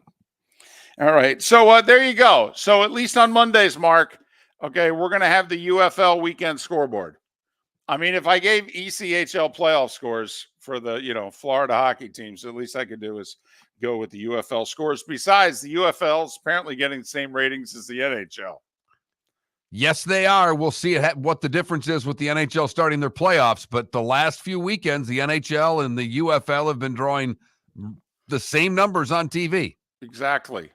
Because, Birmingham Stallions or Sidney Crosby and the Penguins. It's about even, apparently. So before we get to the Molly Maid play of the day, I have a question.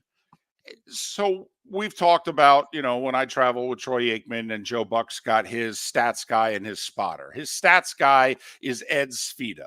He's based out of Philadelphia. He is a just tried and true Philadelphia sports fan. But he loves Villanova. And I found out this weekend just how much. He's rooting for the Knicks over the Sixers. Wow. Because of Jalen Brunson, DiVincenzo, and Josh Hart. Yeah, I know the reasons why. Right. And I said to him, 76ers. That's what I said. If they win this series and can keep Embiid somewhat healthy, who knows how deep they can go in this postseason. I said to him, I go, you're going to lose your Philadelphia sports fan card. He goes, oh, no. Trust me, we love Villanova. I will say, met his wife at Villanova. He loves Villanova. I mean, Villanova's a close second to the Eagles. He loves Villanova. But I'm just wondering, is that allowed? Or is he violating all the rules? In Philadelphia? I don't think he could say that out loud to too many people. In fact, I think word's going to get back to Philadelphia and someone may egg his home.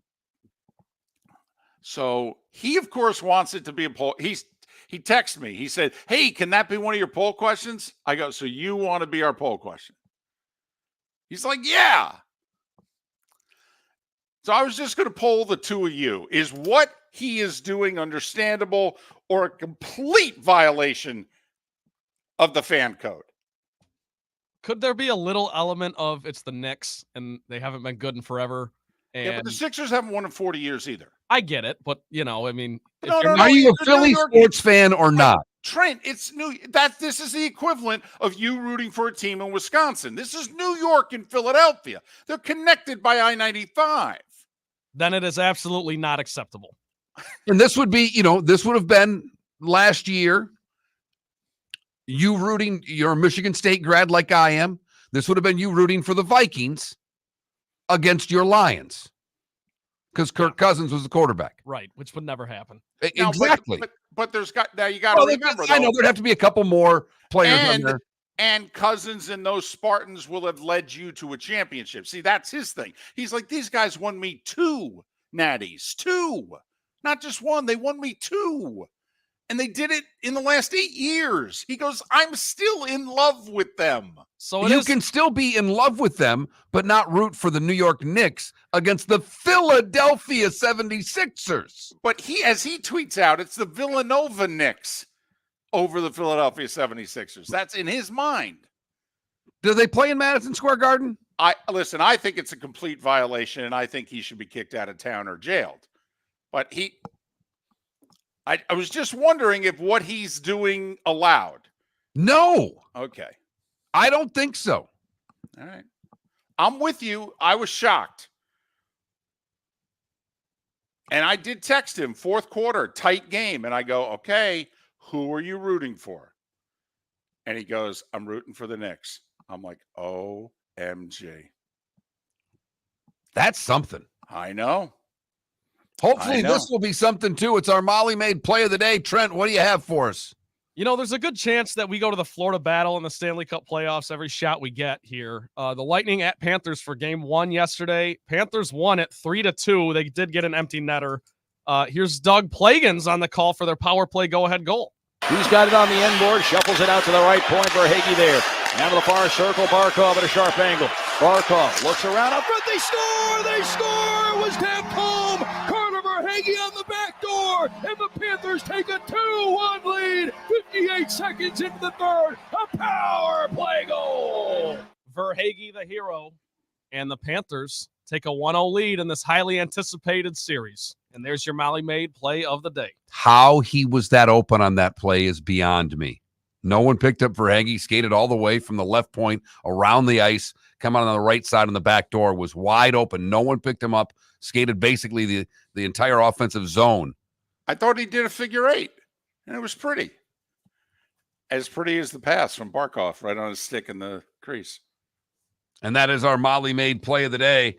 Call Molly Maid today if you're looking for someone to clean your house. 239-774-5839, 239-774-5839, and be sure to tell them Miller and Moulton sent you. John Forslund, the best hockey play-by-play guy going, will join us to talk pucks next. John Harris in about an hour. We'll talk more NFL draft. Text the show at 21,000. And if you're listening for the first time in Huntsville and Jacksonville, thanks for checking us out. Give us a sample. Miller and Moulton. The law firm of Michael F. Hornung specializes in criminal defense, DUI, personal injury, nursing home claims, and auto accidents. I'm a former prosecutor with over 34 years of experience. The information I know is information you need to know. If you've been arrested for a DUI, time is of the essence to maintain your driving privileges. Call the law firm of Michael F. Hornung for a free consultation. At the law firm of Michael F. Hornung, we are committed to excellence in your representation. Being a local attorney with local knowledge is clutch to the success of your case. For over 30 years, we have successfully represented the citizens of Southwest Florida. For a free consultation, call 239-437-0095. That's 239-437-0095. Our offices are conveniently located in Fort Myers. Visit online at mfh-law.com. The waterways of Naples are a beauty to behold, and the Bayfront Inn has multiple ways for guests to enjoy the water and have some fun. Gather your family and friends and enjoy a leisurely day on the water with a pontoon or deck boat. If you prefer to explore the waterways without a motor, the Bayfront has canoes, standboards, and kayaks. At the end of your journey, enjoy lunch or dinner at the Bamboo Tropical Bar and Grill. The Bayfront Inn. Something for everyone. on 5th Avenue in Naples. Hello, friends and family of Southwest Florida. Are you looking to tap into the electric vehicle market? Well, look no further, because we here at Southwest Florida Golf Carts have just what you need. E-bikes, golf carts, LSVs, scooters, and more. Come down and talk with one of our experienced sales reps, have a soda and a smile, and you could be cruising the streets in your new EV today. Stop by the store or visit our website at flgolfcarts.com and enter for a chance to win $100 off your next purchase by answering John's monthly sports question. You were listening to Miller and Moulton on the Florida Sports Network.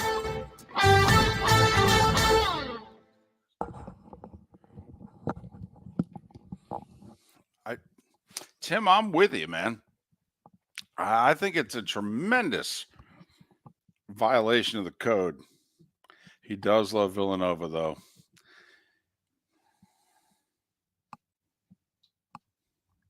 It's so hard to draw a parallel, though. Like, we don't know what that would be like. Like, I don't think we can emotionally understand that. That's such an unprecedented, weird thing.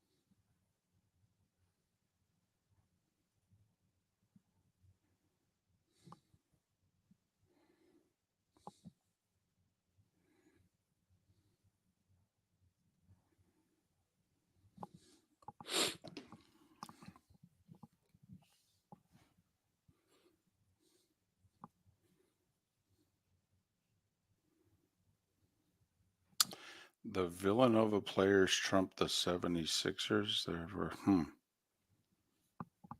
Yeah.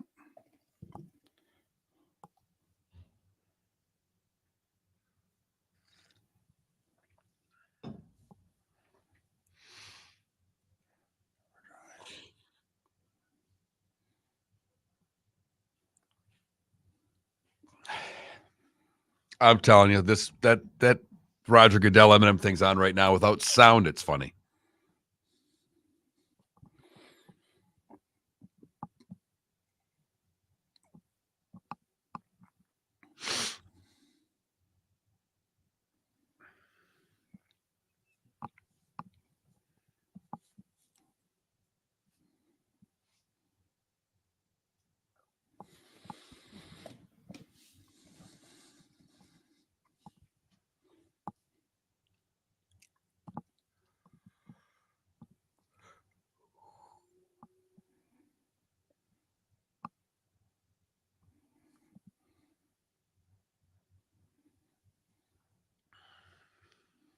Oh, come on, Washington. Take J.J. McCarthy, too. God, that would make my day.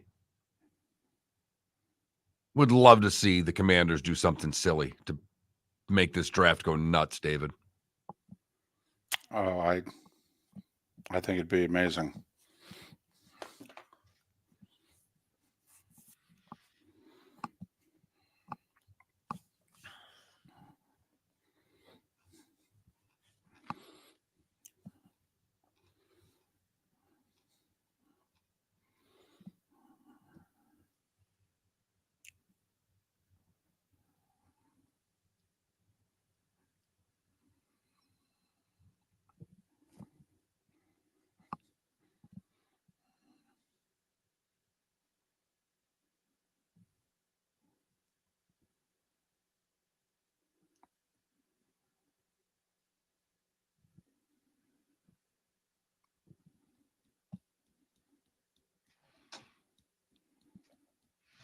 Trent might get out nice by Forsland. He goes, hey, it's Trent from Miller and Moulton. And John's, hey, it's John Forsland. He might just out nice Trent this morning. I was going to say, it's hockey, baby.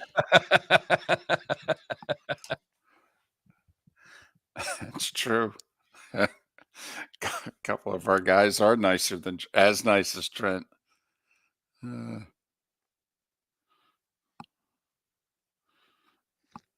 JB Vike wants to know the price of a ticket at your draft party. $15,000.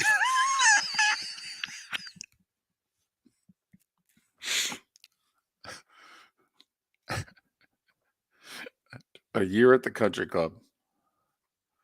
I'll let you host.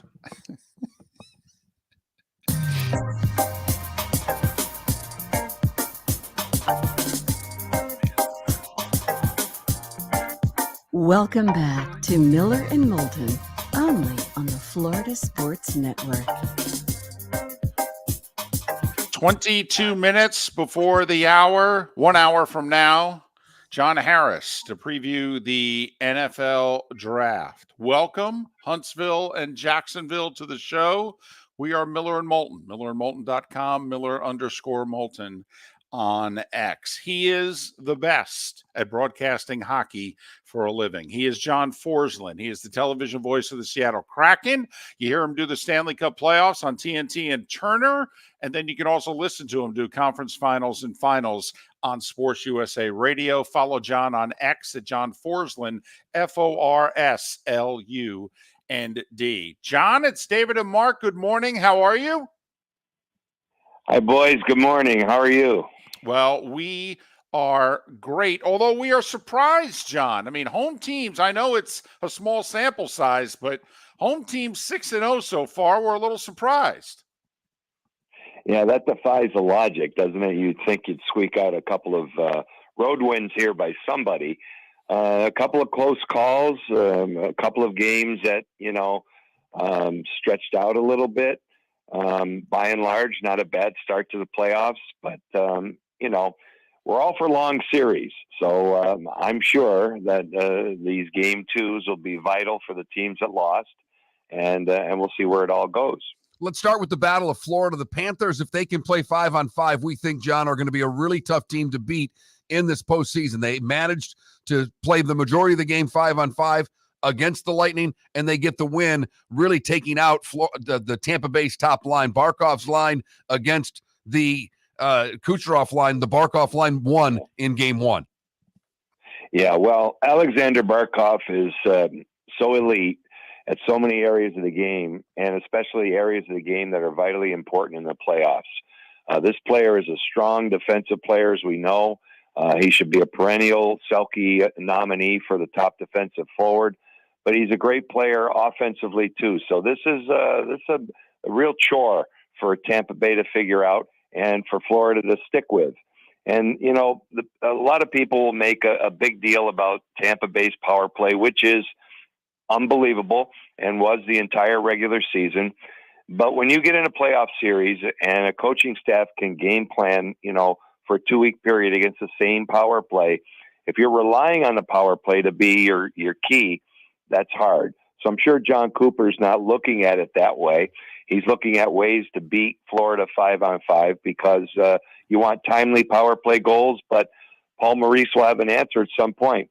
And then you get to Bobrovsky. And if he continues to play as it is, and if the goalie matchup is a wash in the series, I like the Panthers. I mean, the Panthers are, and I have felt for most of the season, although this season kind of went in spurts where for 2-week stretches, the Rangers were the best.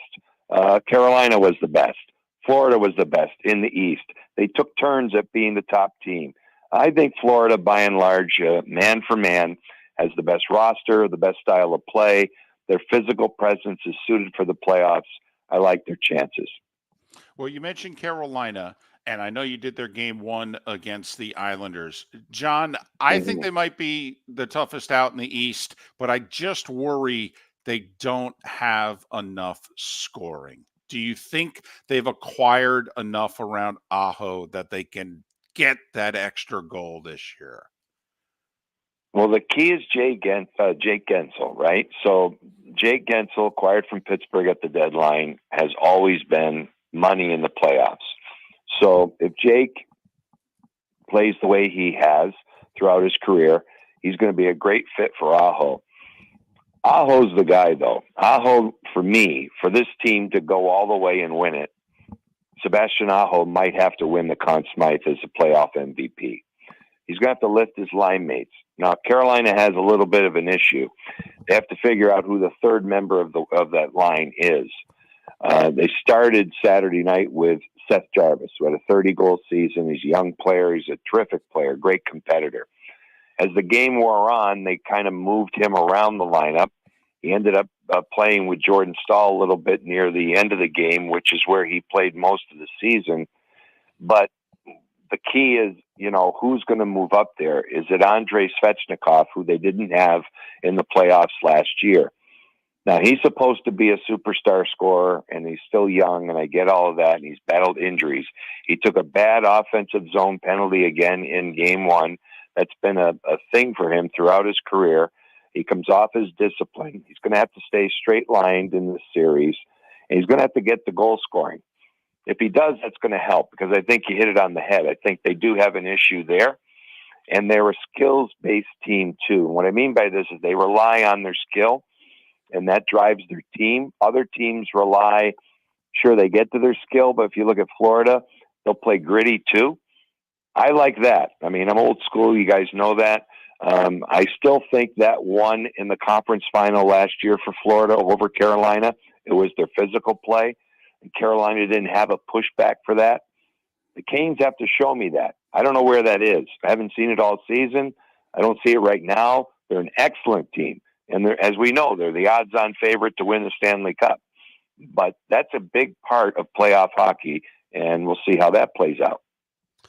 The other series that started on Saturday, the Leafs had just nothing for the Bruins. And, you mentioned the teams in the East. The Bruins, after last year, kind of sitting in the weeds. It might be a good spot for them, John. I think it is. I think, obviously, it was too much for them last year, right? So you're absolutely right about that. And so now the Bruins come in with a chip on their shoulder. Probably if they lose in the first round, I'm just going to speculate here, maybe, Jim Montgomery, who's a great coach, they don't waste any time in Boston. If they go out in round one, there might be a coaching change there. So you got that pressure. But from the goal out, the Bruins are exceptional. It'll be interesting to see who he goes to tonight. I'm in the camp of staying with Jeremy Swayman. He has had an incredible record against Toronto. I don't think you want to just stick with a rotation because you've done that. I think, you keep the guy who Toronto feels maybe they can't beat psychologically and ride it until it's proven otherwise. The Leafs are a mess. They can easily snap out of it. But they, too, what I mean by a mess is psychologically, they have a lot of pressure. Again, I'm sure there'll be wholesale changes there if the Leafs lose in round one. So tonight is the game I'm really watching. This is going to be – there's so much pressure. Not as much, obviously, on the Bruins, but Toronto's got it all tonight. So that's why when you get to the second game, it's not the entire series, but it certainly means a lot. And Toronto might have their season on the line tonight, before they get back home. You mentioned, and for those that don't know, and we're talking with John Forslund. He does the Seattle Kraken. He's the television voice. He does the Stanley Cup playoffs on Turner and also on Sports USA Radio. But entering the playoffs anyway, you had two elite teams in Boston and Carolina, right, who had gone to pretty much a goalie rotation throughout the year. And they could, in theory, still do this, right? John, a team hasn't done this and won the Cup really since the Bruins, I think, in the early 70s. Yeah. Do you think you can do a goalie rotation in the playoffs?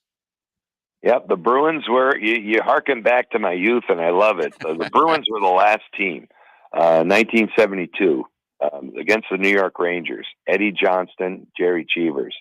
And they stuck with an alternating system, and they won the Cup because they had the best team. Right. And in this situation, Carolina has a great team. The Bruins have a great team. The NHL is a different league, though, than it was, back in the day. Back in those days, there wasn't parity like we see now. So we do have excellent teams in the NHL in this generation. But the line between Florida and Tampa Bay is fine. A line between Carolina, maybe not so much the Islanders, but the Islanders pushed hard in game one. It'll be interesting to watch tonight. It's still there. So you look at the Western Conference, it's crazy. So, there's great teams that go home every year after 2 weeks now. And just relying on an alternating system, because that's what you do in the regular season, I don't know if that's the case, but I'll tell you this. If you have two guys, if you have two goalies, it's a coaching weapon, because the other side has a game plan for two. They have to expect two. And then if your coach has the ability to swing a series by changing the goalie, swing the momentum, that's an option that some teams don't have. Vancouver really, we saw last night, Thatcher Demko was outstanding for the Canucks. Sure, Casey DeSmith played some hockey this year because Demko was injured. But that's not the option for Vancouver. They're not going to want to go to the second goalie. They go to the second goalie, it's trouble. The Bruins go to the second goalie, that's the order of the day. Carolina, they can do the same thing. The Islanders can do it. Varlamov, took over the net, 8-1-1 in his last 10 games, won his last 5 in a row. So he's the starter in game one for the Islanders. But Ilya Sorokin is one of the best goalies in the league, right? And he's next. So when you look at the Islanders, Patrick Waugh, he knows the position better than anybody. He has that option. That's interesting for some of these coaches to have it in their back pocket. Colorado, it's Alexander Georgiev or go home. And it looks like they may go home because of it. Well, and I wanted to get to that series because, boy, if you'd have told Colorado they were going to put a six-pack up last night, they never in a million years would have thought they would have lost. They've got to be reeling after that game, don't they, John? Yes, because, the regular season does mean a great deal. And it's real hard for teams to flip switches when they get to the playoffs and automatically become who they think they are. In this case, that's what's going on with Colorado. Obviously, a great team. For my money, I think Nathan McKinnon is the MVP this year. But that's a great debate that you can't lose because whoever wins is justified. So you have that in play. But Georgiev really faltered at the end of the regular season, lost his confidence, it appears. The team doesn't have a lot of confidence. They don't have a second option in goal. You get to this situation right now, they're playing a really sleepy, great team in Winnipeg. And Winnipeg is the team that's great, that doesn't really have the pressure of the expectation. So they're in a driver's seat in that aspect of it all. Is Colorado good enough to beat them? Yes. I'm on the series. I'll be out in Denver for game 3. Eddie O and I have that game on Friday night. So I'm really anxious to get to the Mile High City and see what this looks like. Because yesterday, 7-6 was a lot of fun for us to watch. The coaches are obviously not happy with it, both coaches. They'll try and lock it down better because Winnipeg has a great defensive system and the best goalie in the game today in Connor Hellebuck. So this series should adjust. I don't know if Colorado can keep it out of the net. That's a bad position to be in the Stanley Cup playoffs. And finally, John, out west, the Stars are the 1 seed, and for their efforts, they get the defending Cup champions, who amazingly, when the playoffs start, are starting to get guys healthy again in the Golden Knights. This is a hell of a first-round series because it was the conference final last year. Yes, and Eddie Olczyk and I will have that game Saturday night. So we're excited about where we're going. We can't wait to get there. That series is a double-edged sword because it's great because it's now. It's too bad for hockey. It's not later. But again, that's the way the playoff system works. So a great team leaves after round 1. Vegas obviously loaded up at the trading deadline. They have a healthy Tomas Hertl. Be interesting to see how he fits in their lineup. Mark Stone, we could argue whether this is right or wrong with the long-term injury situation, but they did it again. Until proven otherwise or they adjust the rules, you can shelf a player that has an injury, keep them out, work your salary cap, bring them back in the playoffs, and he's an elite player and their captain. They're going to do that again. so it appears that he's healthy. Vegas, again, will have issues in goal. They've had some injuries there. Logan Thompson, who was brilliant last year at the beginning of the year. Then Aiden Hill took over in the second half and was the goalie for the Stanley Cup playoffs and the eventual Cup win. Hill hasn't been great. Thompson's been a little bit better. It looks like Thompson will be the starting goalie, but that's not a lock. You know, that in the position, the way it's been played this year, hasn't been a lock either. That's been their weakness. Dallas, for me, guys, is the team. I really like how deep they are. I like there's a lot of things going on with this group. They have scoring depth. They've got some really good young players that support their older players offensively. They have a really strong D-core, and they have Jake Ottinger in goal, and he's the goods. So, and an excellent coach in Peter DeBoer. Great series. Again, obviously I see the West a ton, and Dallas, for me, was the best team in the West this season. I can't wait to see them attempt to do that because that's a group that's aching to. They went a long way last year. They went to the third round last year and beaten by Vegas. So there's a burn there and a hatred between the two teams, which is always good in the playoffs. No doubt. He's John Forslund, the television voice of the Seattle Kraken. He'll be doing the Stanley Cup playoffs on TNT and Turner and then on Sports USA Radio. John, safe travels. All the best. Thanks for your time. Trail. Locally owned Naples Tiki Bar and Grill is an outdoor eatery next to the Hitching Post Shopping Center. Island-inspired food with a true tiki theme. The best place in Naples to enjoy the beautiful weather in Southwest Florida. The Naples Tiki Bar and Grill offers a great menu for dine-in or takeout. Enjoy our famous pulled pork, huge burgers, and tiki bar cocktails. Don't miss happy hour every day from 3 to 6 and live music 7 days a week. See you soon at the Naples Tiki Bar and Grill, 11498 Tamiami Trail East. The law firm of Michael F. Hornung specializes in criminal defense, DUI, personal injury, nursing home claims, and auto accidents. I'm a former prosecutor with over 34 years of experience. The information I know is information you need to know. If you've been arrested for a DUI, time is of the essence to maintain your driving privileges. Call the law firm of Michael F. Hornung for a free consultation. At the law firm of Michael F. Hornung, we are committed to excellence in your representation. Being a local attorney with local knowledge is clutch to the success of your case. For over 30 years, we have successfully represented the citizens of Southwest Florida. For a free consultation, call 239-437-0095. That's 239-437-0095. Our offices are conveniently located in Fort Myers. Visit online at mfh-law.com. Visit Jason and Todd at the Diamond District. If you're in love and thinking about a diamond, you'll want to hear from my friends Jason and Todd at the Diamond District. When purchasing a diamond, you deserve a relaxed, stress-free, and educational experience. You want to have a good time and feel comfortable. You want selection, quality, and value. At the Diamond District, you'll get it all. With our team of non-commissioned diamond advisors, no one's in a rush. We care only about you and making sure your needs and wishes are fulfilled. You'll be wowed by our selection of GIA-certified diamonds, stunning diamond bracelets, earrings, pre-owned Rolex watches, exotic ruby, sapphire, emerald, and tanzanite jewelry. There's something for everyone at the Diamond District, and all at the lowest prices anywhere. Jason and I love what we do and are in the store nearly every day. We look forward to shaking your hand and welcoming you to our Diamond District family. Visit Jason and Todd at the Diamond District. Mark Miller for Molly Maid. Why Molly Maid, you ask? Trust. Moulton was a customer for 15 years. Affordability. Didn't I just say Moulton was a customer for 15 years? Worry-free services. Our professional house cleaners are fully insured and a 24-hour warranty. Call Molly Maids today at 239-774-5839.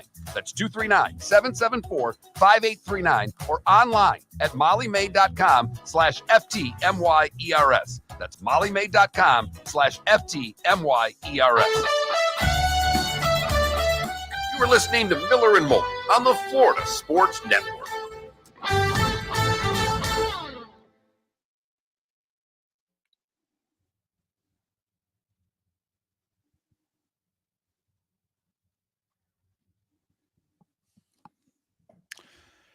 Brett, we love Forslund. We are thrilled beyond belief that he took a liking to us many years ago, and he's such a good guy. He even says, "Hey, I get up at 5:30 in the morning in Seattle, so it's 8:30 your time. You could bring me on if you want."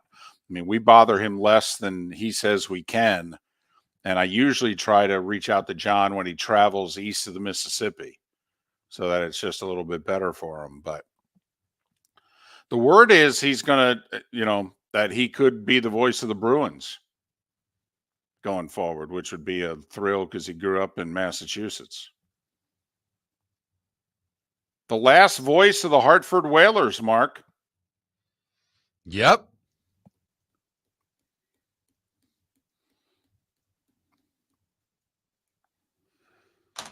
You know I have to put on right now, don't you? 8 o'clock. Greeny? The RBC gets going. Oh, they start at 8? Yeah. 3 holes, so you'll get what, about 45 minutes? It doesn't matter.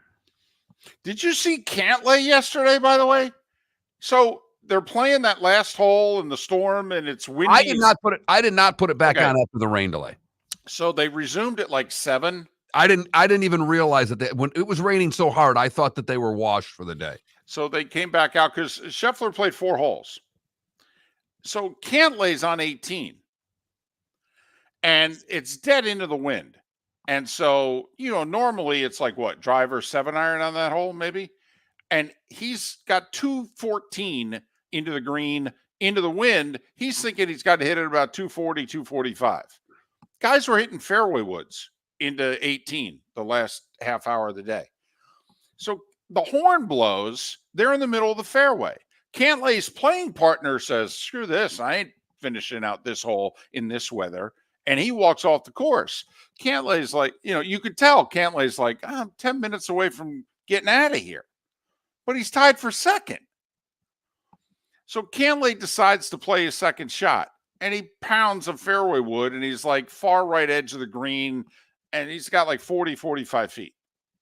So he walks up and he looks at the putt for 3 minutes. I mean, it's dark. And he decides after staring at the putt for 3 minutes to mark it and walk off the course. And I'm like, wait a minute. You played the fairway wood into the gale. If you were going to mark your ball, you should have done it before your second shot. So, Michael, my wife bought me a Bourbon of the Month Club thing for Christmas. So I've got a handful of like some bourbons that I doubt you've heard of. But this Oregon Spirit I've been drinking is really good. There's actually a California one that they sent me last that I've enjoyed. So I'll probably dip into those.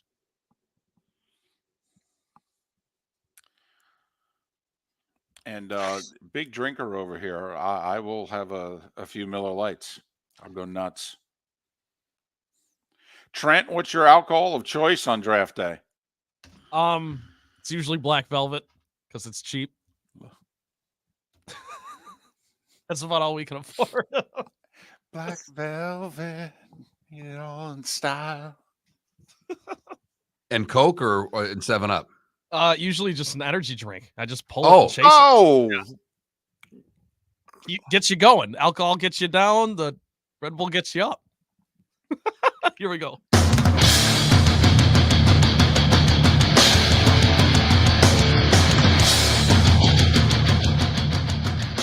You are listening to Miller and Moulton, exclusively on the Florida Sports Network.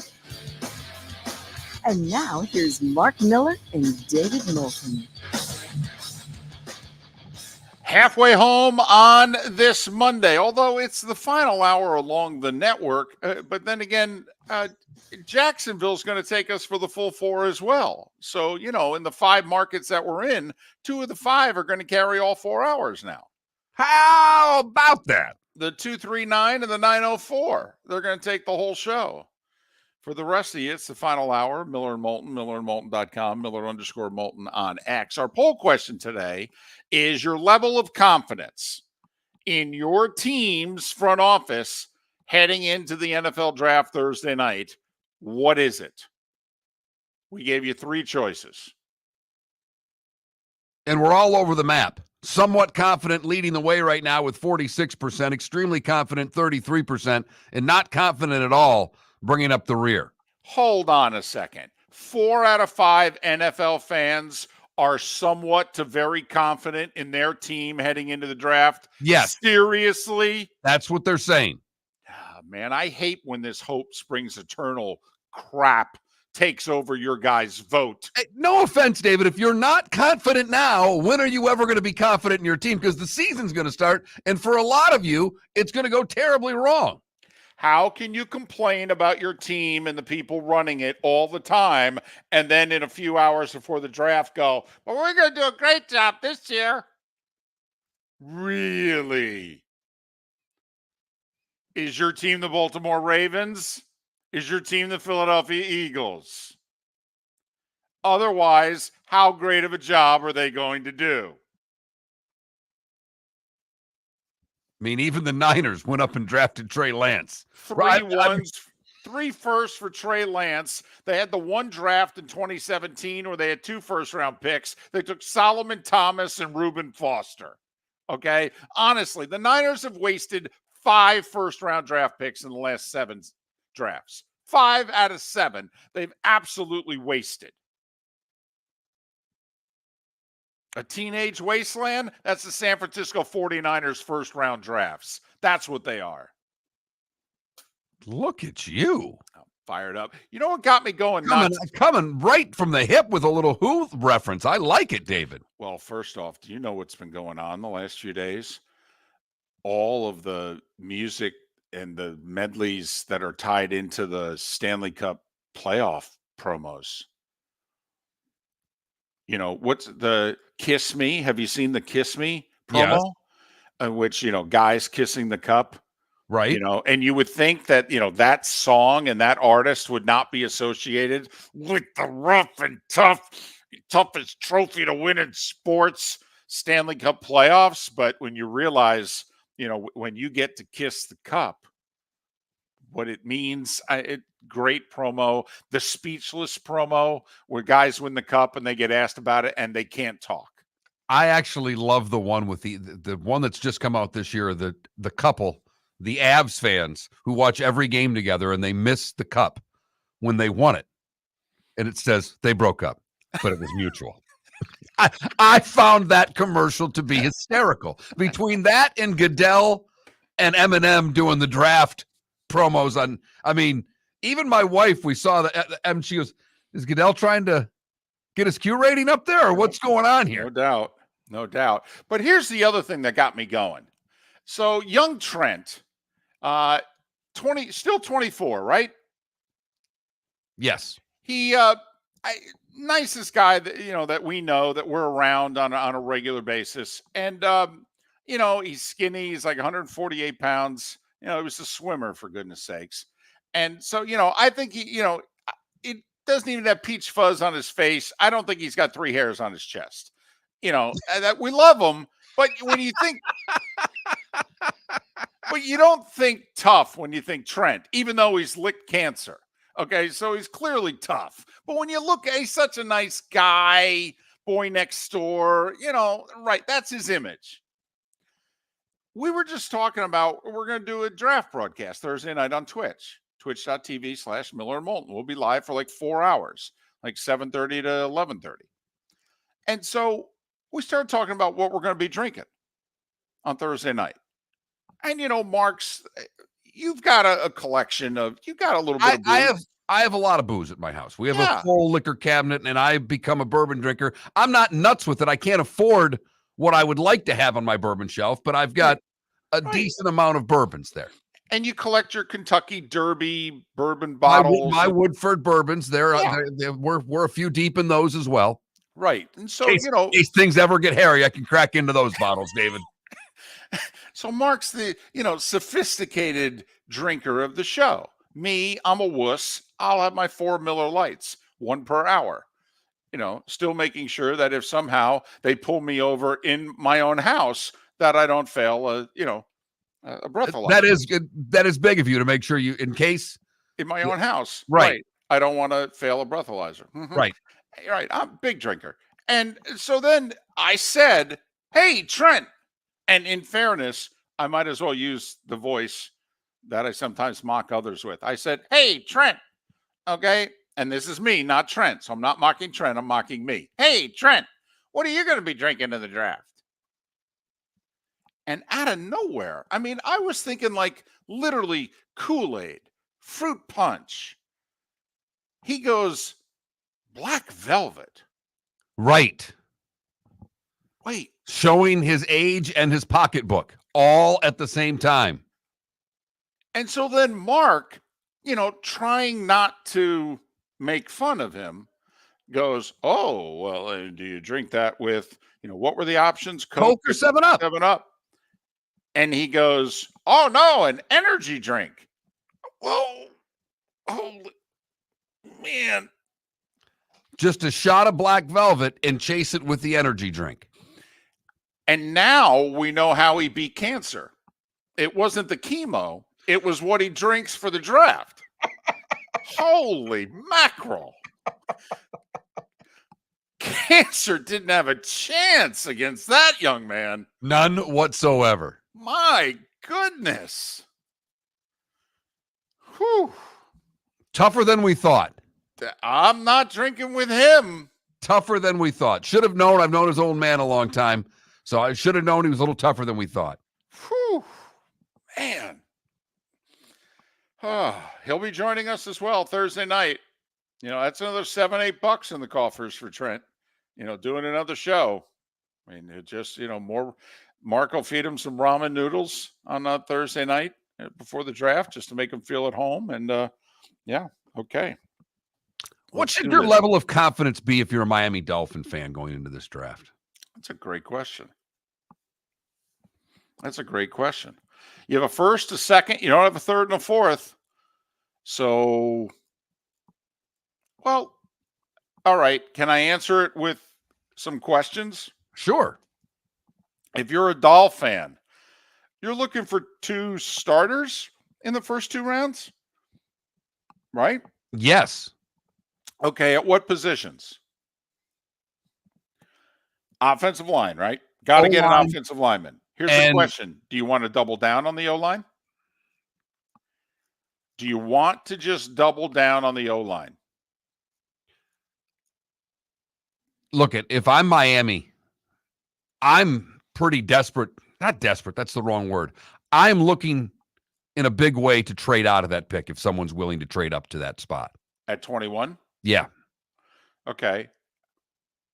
Now, because of the no third and no fourth. I want to acquire another pick because they need help on both sides of the ball right now. As banged up as their defense is going into the year, you could argue that a D lineman would be a necessity as much as an O lineman, David. Okay. Here's the thing, though. Are you looking to trade out of the first round entirely? Like somebody, let's just say Penix or Nix, one of the quarterbacks falls and somebody decides, you know what, I'm going to jump in at Miami's spot and grab the quarterback. I'm getting ahead of Philly because you never know what Philly's going to do. And not that they're going to draft a quarterback, but that they may trade out. So you just decide, you know what, Miami doesn't have a third and a fourth. I'm going to do a deal with the Dolphins. Like here's what I think is more realistic, Mark. Somebody like the Packers just wants to slide up 4 spots. And they've got 2 2s and 2 3s, 2 6s and 2 7s of which to trade with. And if you're, if you're Miami, if you can get the 91st pick of the draft by trading down 4 spots, there's your late third. Okay. Thank you very much. And you move down to 25. That would be an ideal situation for them. Listen, Trent's Lions. I mean, I'm curious if you're the Lions, how many players do you think you are away? You need a corner, right? You need an edge rusher.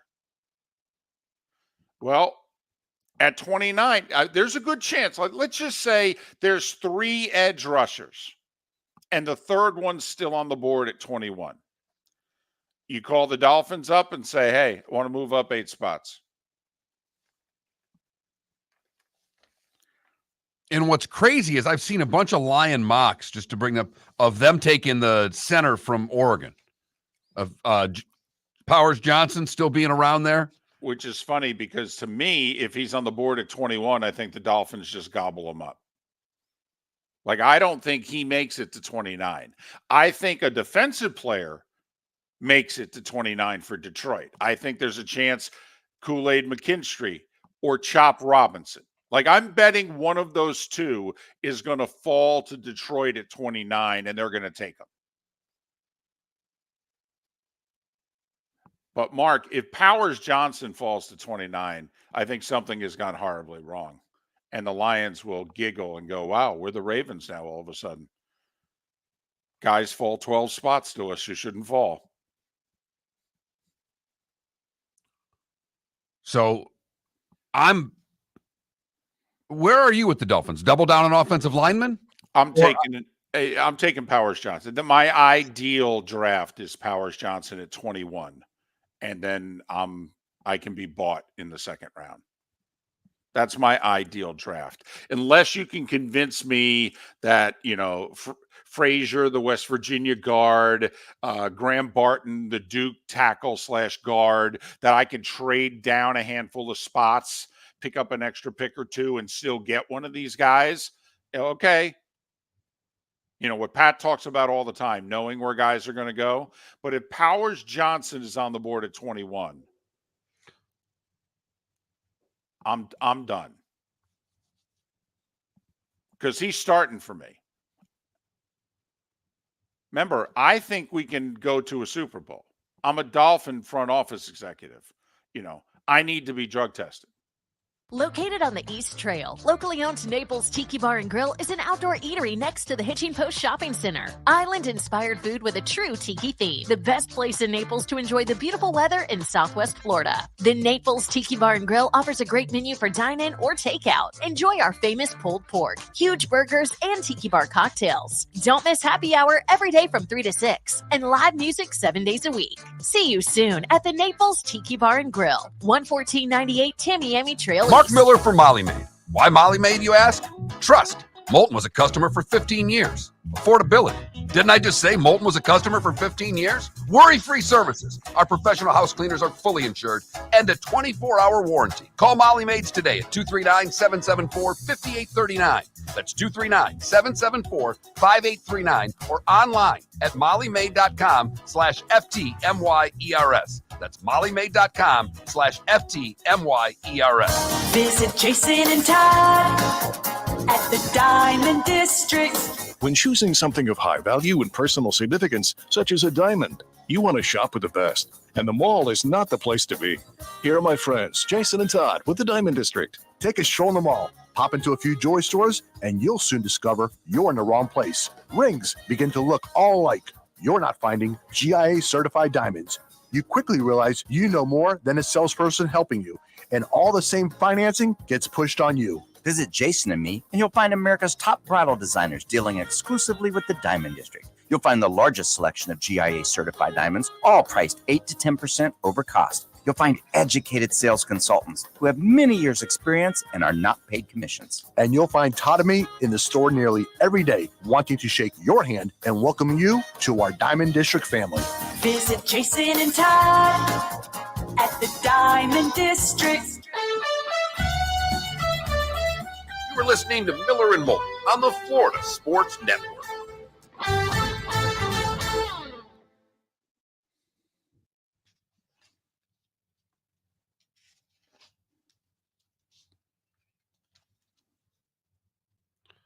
The best defensive player on the board, Jotharian. I'm fine if it's Kool-Aid McKinstry. I'm not sure about Chop Robinson. Yeah, I'm with you. I'd actually, I think, take Darius Robinson from Missouri before I take Chop. I'm worried Chop is a workout warrior, okay, but not a super productive player.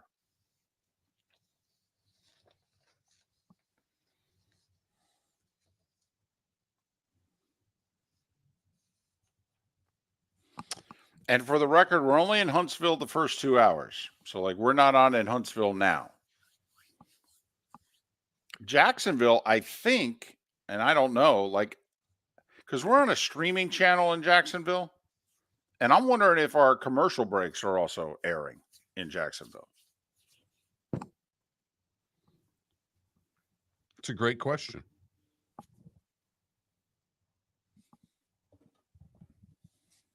If they are, I've seen a couple, shows that do this sort of thing, like they do the Twitch along with they put up a little screen that just says commercial break in progress.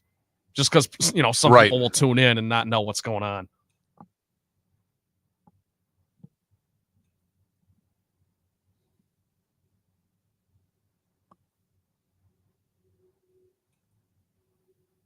Wow.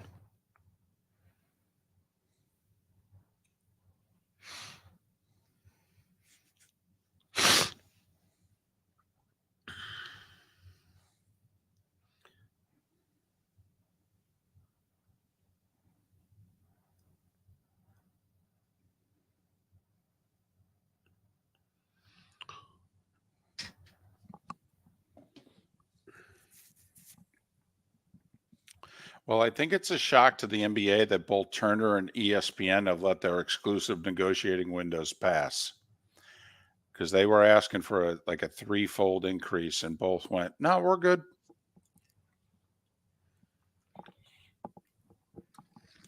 And so I think the NBA is finding right now they're not getting the money that they thought they were going to get.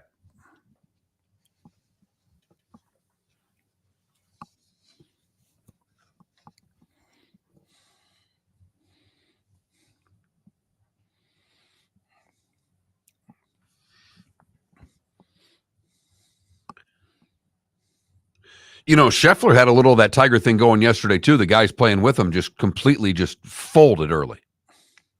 Straka was like 3 over on the front 9. I mean,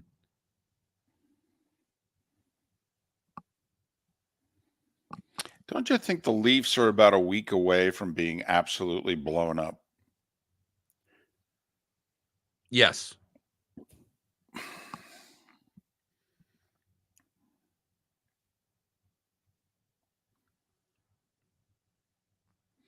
Yeah, Mr. Traffic, that's what we were talking about. But if you decide, you have to use the mulligan. Absolutely. You don't get a choice. No, if you're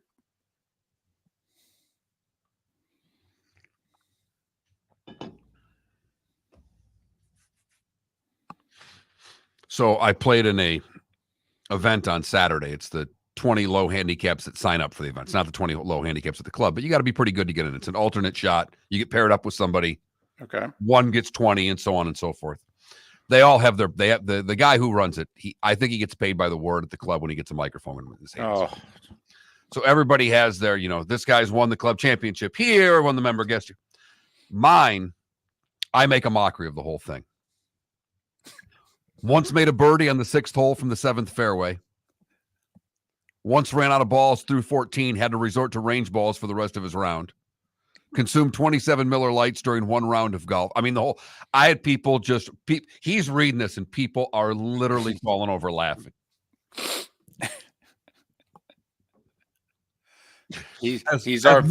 Has more pars on 18 from the 16th fairway than any other member. Our 15 seed, Mark Miller. Tell you what, and we got bounced on the second hole because we screwed up. But man, these guys played some pretty good golf, and there's about 100 people out watching. That's a whole different.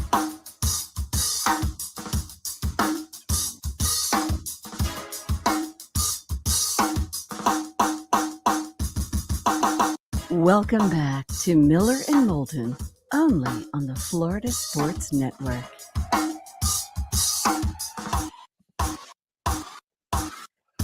"21 minutes past the hour. Miller and Moulton, thanks so much for being with us. MillerandMoulton.com, Miller_Moulton on X. So we have our standard poll question, and that's out, and that's your level of confidence in your team's front office with the impending NFL draft a little more than 72 hours. High level of confidence, level of confidence, a little better than that maybe. Scale of 1 to 10, a 6, 6.5. And then no way, man, we're gonna blow it. That's what we do. So apparently, 8 out of 10 of you are somewhat to really confident in your team in the NFL draft, which has Miller and Moulton pulling you to the side, going, "Have you watched the draft recently?" Okay, really? Okay. But also, we had a side question. Buddy of mine, Joe Buck's stats guy, Ed Sfida, pride of Philadelphia, big Philadelphia sports fan, everything Philadelphia.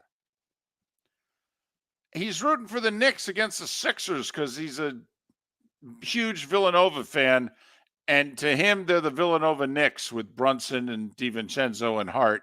And so he's rooting for the Knicks over the Sixers. I said, you lost your fan card. You're going to have to move from the city. You're done. And so we're just kind of asking you, 21,000 on the text line, can you have so many guys from your favorite college team that you actually now root for that as your favorite pro team? Even if it's against the team that you grew up rooting for. Some people have defended him. Most people think he has to move. I don't think you can do that. No. I think he has to move across the bridge even. He's got to go across the Whitman, and he may have to call New Jersey home, I think. He's got to leave the state, I think. It may be a law. Even though the Sixers and the Flyers both train across the bridge. But anyway. So that's like our side question. 21,000 text line. Let us know whether he's allowed to stay or he has to move. But NBA, NHL playoffs, home teams are 14-0. What the heck? Part of me wants to just put money on all the road teams in game 2. That's interesting. All right. Just for the heck of it then. First of all, we got a couple more game 1s tonight in hockey. Out west, Vegas and Dallas, LA Kings and Edmonton. Third year in a row, Kings and Oilers, by the way. Edmonton's won both series, but the Kings usually put Edmonton in a hole, and then they rally and win it late. So we also have Toronto and Boston. Can we just sidebar? I know we've got 9 Maple Leafs fans listening, but come on, this is the most fascinating of all the NBA and NHL teams that are playing in the first round. Is there a team that would get completely blown up more so than the Leafs if they lose in the first round? Well, one, it's really difficult to blow an NBA team up. It is. I mean, it's really difficult to do. It can be done, but in Toronto's case, they're going to get rid of top-level players if this doesn't work. Yeah, like probably all but one. Right. Like Austin Matthews can stay. And everybody else we can trade. Mm-hmm. The only thing that happens in the NBA, Mark, is that when teams lose early, star players decide, yeah, I'm out of here. And that is the risk in Philadelphia and Milwaukee. I mean, that just is. That's the risk there. That Embiid and Giannis, if their teams go out in the first round, even though technically Embiid's Sixers are a toss-up series with the Knicks. But let's be honest, if the Sixers can't beat the Knicks without Randall, I mean, seriously? How far is this group going to go?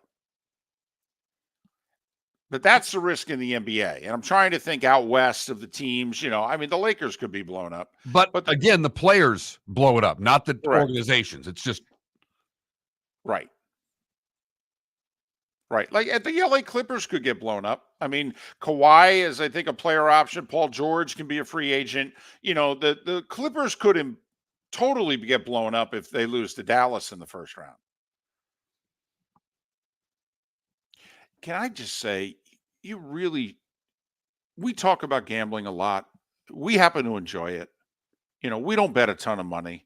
We make a lot of bets, but we don't bet a ton of money. We want to. We just don't have it. If we had the money, we would be We'd Matt be Mizuhara. Watch out. Yeah, if we we'd had be Mizuhara. We'd be somebody's interpreter. We'd bet so much money, right? But this is where sometimes if you pay attention to sports, it really comes back to bite you. The Clippers finished the season a mess. Kawhi's not going to play. The Mavs finished the season great. Luka and Kyrie are best buds now. Luka's going to finish second probably for the MVP. He just averaged 34, 9, and 9 per game.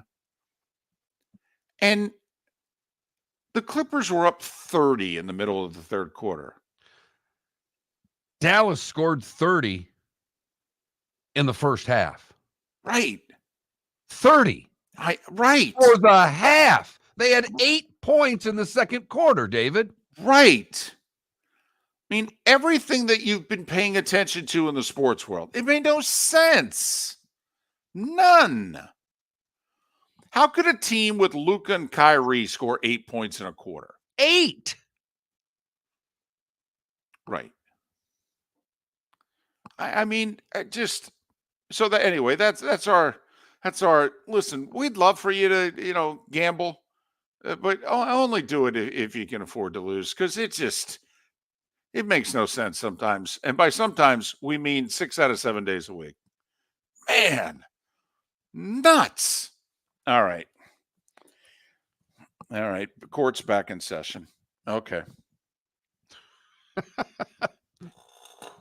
Well, but at the same time, I had the stat earlier. Cleveland 17-1 when they win game 1 of a series. So they're obviously in a great spot. The Knicks and Philly will be interesting to see how, if Embiid's as banged up as they're talking, that series could be over as well. Because no Embiid, they're done. Yeah. I mean, they may win a couple games, but yeah. Considering that when he was on the floor, they were like a plus 18. And when he was off the floor for 12 minutes, they were like a minus 25. Not that he's important or anything. With him, they're probably the only team that can beat the Celtics. Without him, they're not a playoff team. We digress. But so, yeah, hopefully some road teams will start winning. Pat Riley's phrase from 40 years ago, a series doesn't begin until a road team wins a game. Well, home teams are 14-0 in the NBA and NHL playoffs. It's like, damn. I like your theory, though, about how about we just bet road teams, because the other thing that's happened, Mark, particularly in the NBA, like these games haven't been, there's been 2 close games so far. The Knicks Sixers was a 7-point game, and it was that close throughout. I mean, teams went on runs and what have you, but that's a close game. That's a 2-point game with 3 minutes to go. That was a good game. And Oklahoma City, New Orleans last night was a 2-point game, and it was close throughout. But I mean, these other games have been just, once the Lakers' initial run wore off, I mean, Denver just Heisman'd them. And by the time the second half came, it was Denver doing what they wanted to do in that game. I think the Lakers had a slight lead at the half, and then Denver came out in the third quarter and completely took control of that game. And did you see how tired LeBron and AD were, the altitude and the heavy minutes they were playing? And LeBron's 74 years old. I mean, he was cooked. Miller and Moulton. John Harris is next. Visit Jason and Todd at the Diamond District. 20 years ago, Jason and I had the idea for a jewelry store like no other, with a vast selection of certified diamonds priced 8 to 12% over cost. A team of individuals who are educated, driven, and believe in cultivating relationships. Today, we have become one of the largest independent jewelry stores in the country. Todd and I love what we do and are in the store nearly every day, along with our GIA gemologists, master jewelers, custom designers, and non-commissioned diamond consultants, all of which we consider family. As direct diamond importers, we travel the world, forging relationships and sourcing diamonds. What we love most about our business is that we can call Southwest Florida our home. If selection, value, and comfort are important to you, give the Diamond District an opportunity. You won't find a better diamond buying experience. Todd and I look forward to shaking your hand and welcoming you to our Diamond District family. At the Diamond District. The law firm of Michael F. Hornung specializes in criminal defense, DUI, personal injury, nursing home claims, and auto accidents. I'm a former prosecutor with over 34 years of experience. The information I know is information you need to know. If you've been arrested for a DUI, time is of the essence to maintain your driving privileges. Call the law firm of Michael F. Hornung for a free consultation. At the law firm of Michael F. Hornung, we are committed to excellence in your representation. Being a local attorney with local knowledge is clutch to the success of your case. For over 30 years, we have successfully represented the citizens of Southwest Florida. For a free consultation, call 239-437-0095. That's 239-437-0095.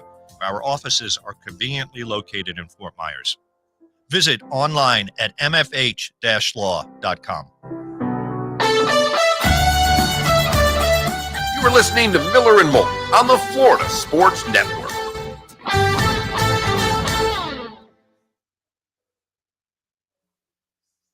David, as I'm doing today was a day when. Let's make sure he's not there. Okay.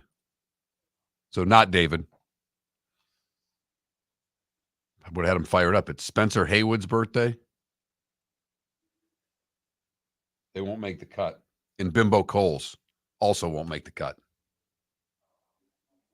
I know the first guy. You don't know Bimbo Coles? You don't remember him? No. He's younger, too. What sport? Basketball. Played for the Heat, the Golden State.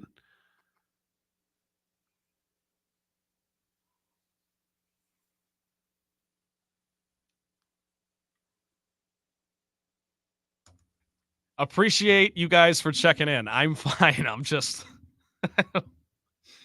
He's just down in black velvet and energy drinks over in the corner. Well, I don't want to muck up the show. If I got nothing to add, I'm not going to just talk to talk. I don't watch a ton of hockey, so I'm not. And you guys are more knowledgeable than I am on that stuff in the chat room.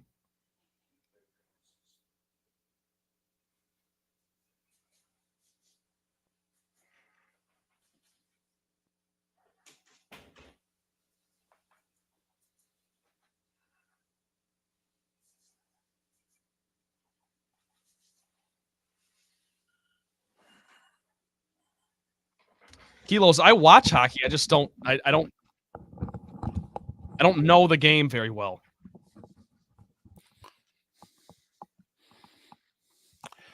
You put the biscuit in the basket.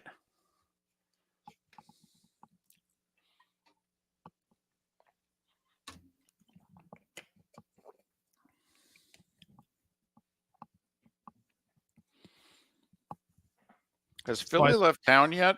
I know he starts a week from today in Miami. I just didn't know if he's leaving the day before he starts. Oh my goodness! So he's leaving the 28th.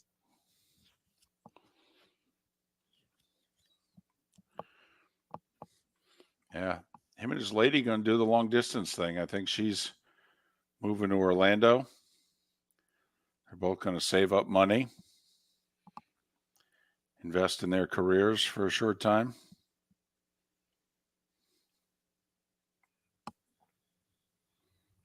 Well, good for them. They're a few steps ahead of me in that department. You're doing just fine. Don't kid yourself.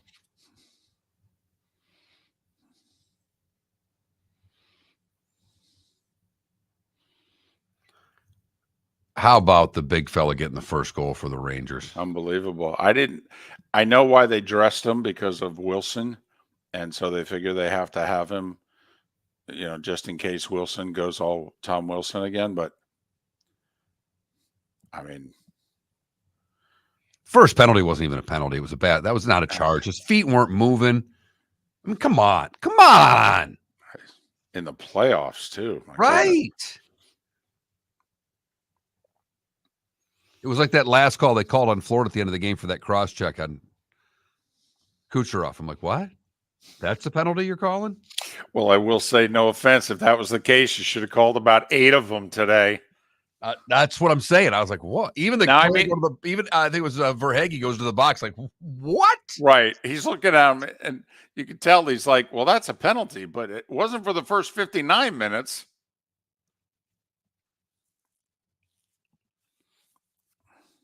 All right, Scheffler, I mean, he's going to win. He hit it over the green on 18.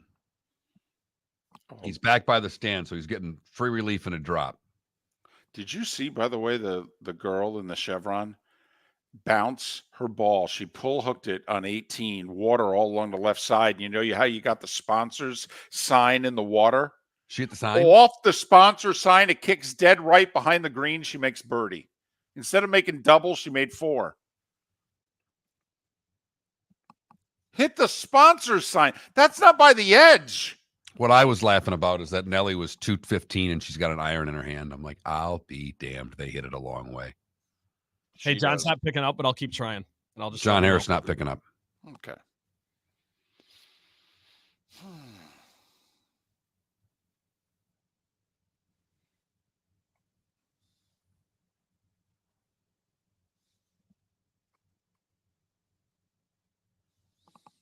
Here we go.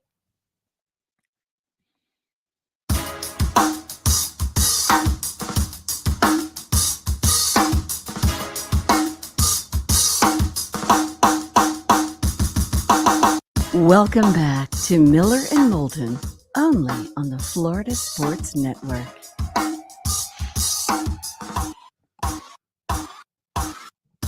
"22 minutes until the top of the hour. John Harris to talk a little NFL draft, hopefully coming up in just a few moments. If you missed John Forslund last hour at this time, that's why you go to millerandmoulton.com.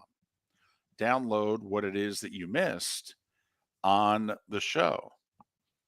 Never mind some of the really educational segments we had today, like what it is that Trent drinks during the draft, Black Velvet, and energy drink. I don't know what one's worse for your stomach. Man, kid's tougher than he appears. Exactly. And he's Maybe pretty that's where all darn that grit tough. comes from.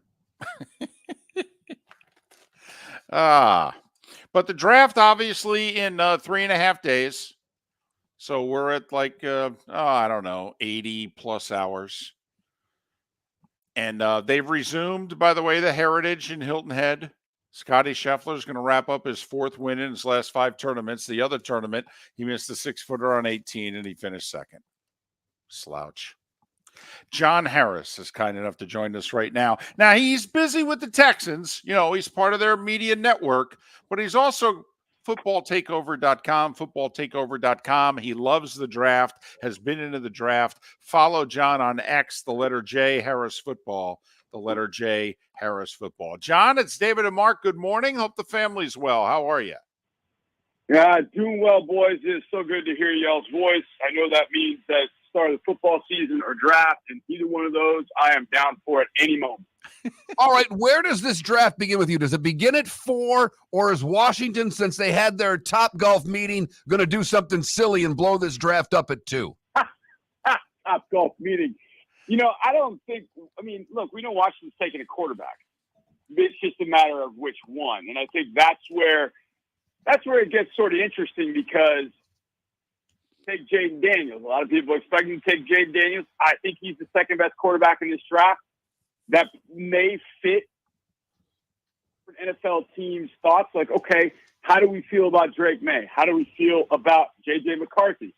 Do we need to talk to the Patriots? Can we sweeten the pot? As Elliot Wolf talked about this weekend, well, you're going to have to give us a sweet deal because we're not just taking any deal. Oh, okay, great.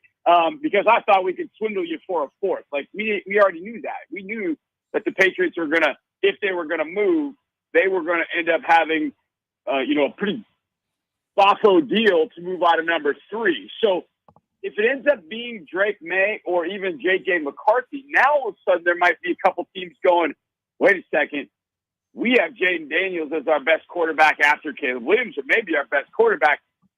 Let's get in this thing and go get up there and make a deal. Denver, Las Vegas, those two, Minnesota. I think they're sitting 11, 12, 13. I think Minnesota's at 11, Denver at 12, Las Vegas at 13. All 3 of those teams are like, hey, wait a second. We didn't think Jaden Daniels would be at 3. Call Elliott Wolf and let's give him that deal. And Minnesota is probably the most scared to do that, given that they traded with Texans to get pick 23. So they've got the 2 first-rounders that other teams aren't going to be able to offer to the New England Patriots. So I just think it's a matter of which quarterback at number 2. But to me, I think the intrigue starts at 3. Will the Patriots make a deal? It really starts at 4, and what deal Monty Ossenfort is going to make. I would imagine Monty is going to try something like he did last year. Trade down to 12 with the Texans, trade back up to 6 to get his guy. I think they could do a similar thing, trade down to 11 Minnesota, maybe get back up, trading to either 5, 6, 7, whatever the case might be, just to pick up a little bit more draft capital, but to go get the wide receiver that they sorely need there in Arizona after trading Hollywood Brown, trading Rondale Moore and letting Hollywood Brown walk. They need a receiver badly. So is kind of where it starts. Like, okay, is Arizona going to make a deal? If Arizona doesn't make a deal, they pick their wide receiver, all of a sudden, okay, does Los Angeles stay where they are? Because now they need a wide receiver, and they're fearing if they move, they could lose their wide receiver. So I can see a ton of activity, and then I can see teams just kind of staying pat going, you know what, we're good. We want to make sure we get our quarterback. We want to make sure that we get our wide receiver. And then all chaos starts to break loose once you get to 10, 11, where you got the Jets and the Vikings and what they're thinking. We're talking the NFL draft with John Harris, who covers the Texans on a regular basis. And John, I kind of feel like CJ Stroud is hanging over all the quarterbacks, especially all those not named Caleb Williams, that it's like with what he did last year, which is the exception, not the rule, but with what he did last year, aren't all these quarterbacks being compared to him in terms of somebody who could step in and take an organization that is struggling and make them good? Yeah, I absolutely think that, and that's not fair. Fair at all. It's not fair to the organization. It's not fair to the player. I mean, I don't want to say it's easy for us in Houston, but it's easy for us in Houston to say, well, you know, look, there were some pieces that were being added. We were a better team than people thought. And so CJ got plopped into a pretty good situation. And obviously, with further draft capital, with Will Anderson, Tank Dell, et cetera, people know the deal. CJ is, you put it best, and that was exactly the thought that came to mind. I mean, he's the exception more than the rule. I mean, look at the first-round quarterbacks that have been drafted since not named Joe Burrow, since 2019. I mean, you've got Joe Burrow, and then you've got Trevor Lawrence, who's kind of on he's on a cliff, but I don't know whether the cliff is sending him into a pot of gold or it's sending him off the cliff.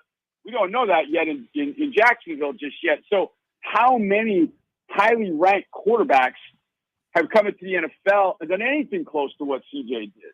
I mean, none. I mean, it's one of the greatest rookie seasons of all time. But I think the philosophy of maybe what the Texans did, and that was, hey, get your quarterback protected. He's got weapons. I think the one team that has an opportunity, now they haven't been down in the dregs with us for the last few years. They've been good, but they've been average good. And that's the Minnesota Vikings. You put one of these guys that's got some ability in that offense, led by Kevin O'Connell, with the wide receivers that they have, assuming that Justin Jefferson is signed and brought back. A defense that last year under Brian Flores started to show some life. Man, the Vikings could be one of those teams that turn it around.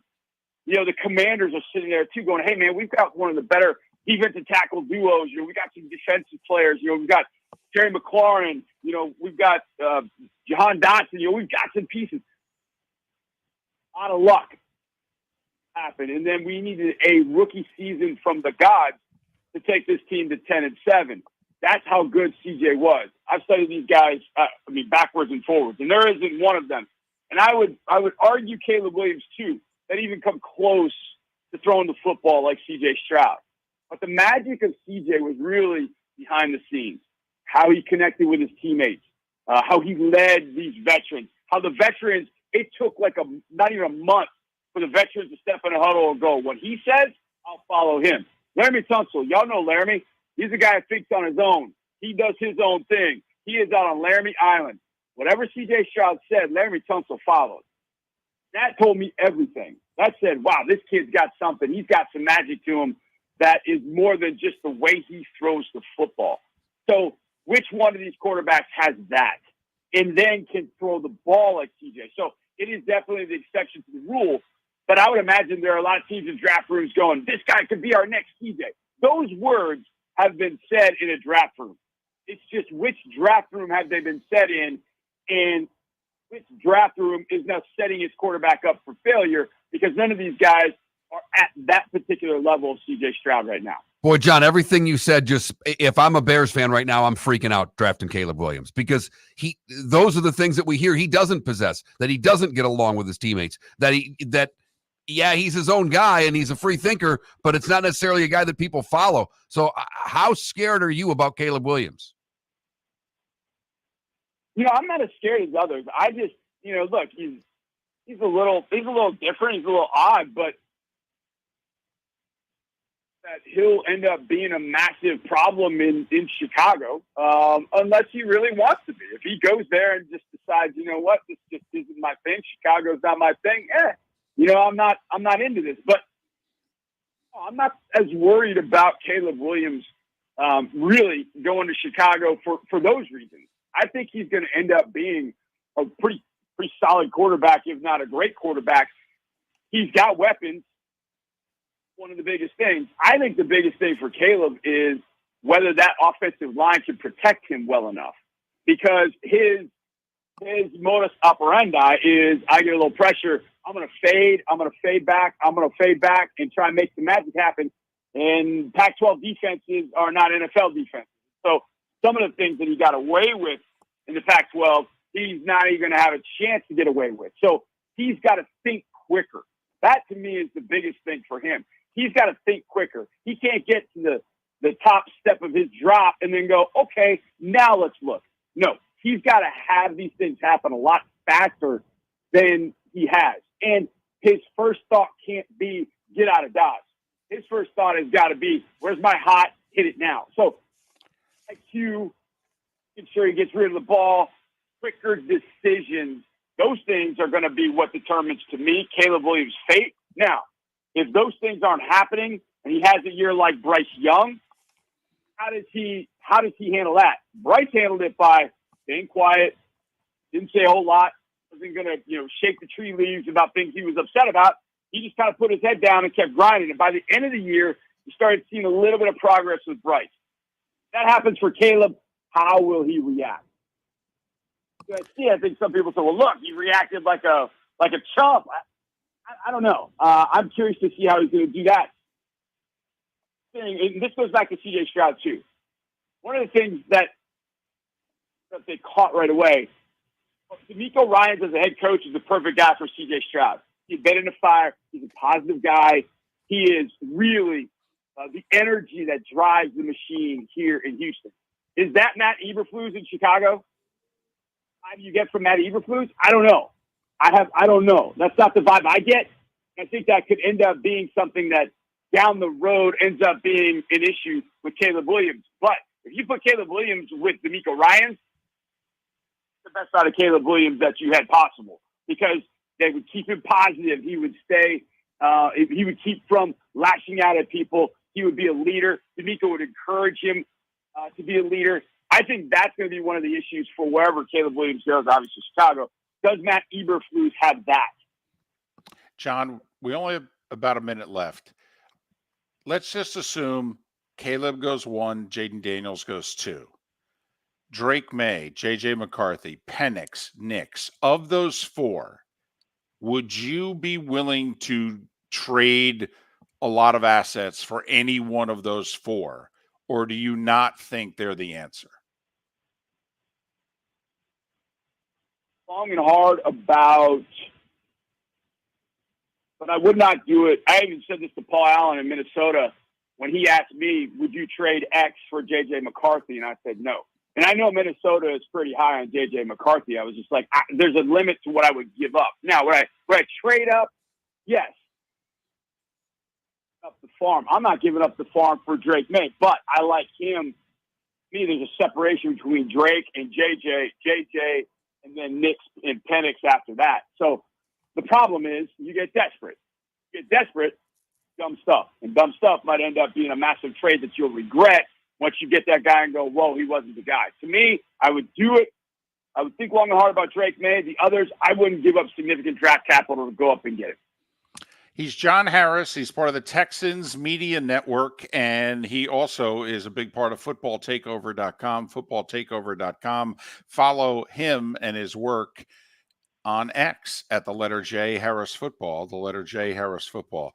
John, safe travels. Thanks for your input, and we look forward to talking to you again in the offseason. Absolutely, boys. Appreciate it. Take care. We'll talk soon. John Harris, who's been in Houston for a long time, joining us once again here on Miller and Moulton. So he likes the big three, likes McCarthy, or likes the big two, likes McCarthy, doesn't so much like the rest. He likes May more than McCarthy. So he's got them ranked the way that we hear they're going to go.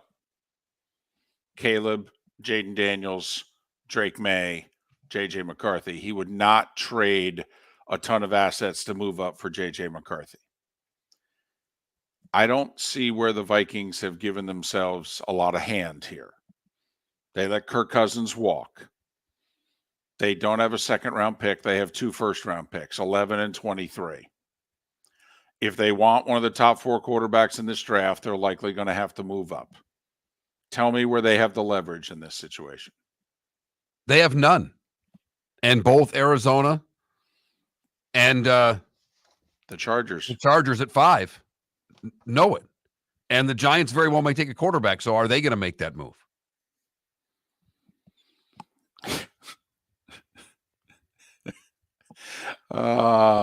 Miller and Moulton. Can't wait.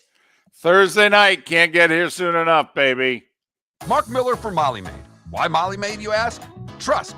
Moulton was a customer for 15 years. Affordability. Didn't I just say Moulton was a customer for 15 years? Worry-free services. Our professional house cleaners are fully insured and a 24-hour warranty. Call Molly Maids today at 239-774-5839. That's 239-774-5839 or online at mollymaid.com/FTMYERS. That's mollymaid.com/FTMYERS. Visit Jason and Todd at the Diamond District. When choosing something of high value and personal significance, such as a diamond, you want to shop with the best. And the mall is not the place to be. Here are my friends, Jason and Todd with the Diamond District. Take a stroll in the mall, hop into a few joy stores, and you'll soon discover you're in the wrong place. Rings begin to look all alike. You're not finding GIA certified diamonds.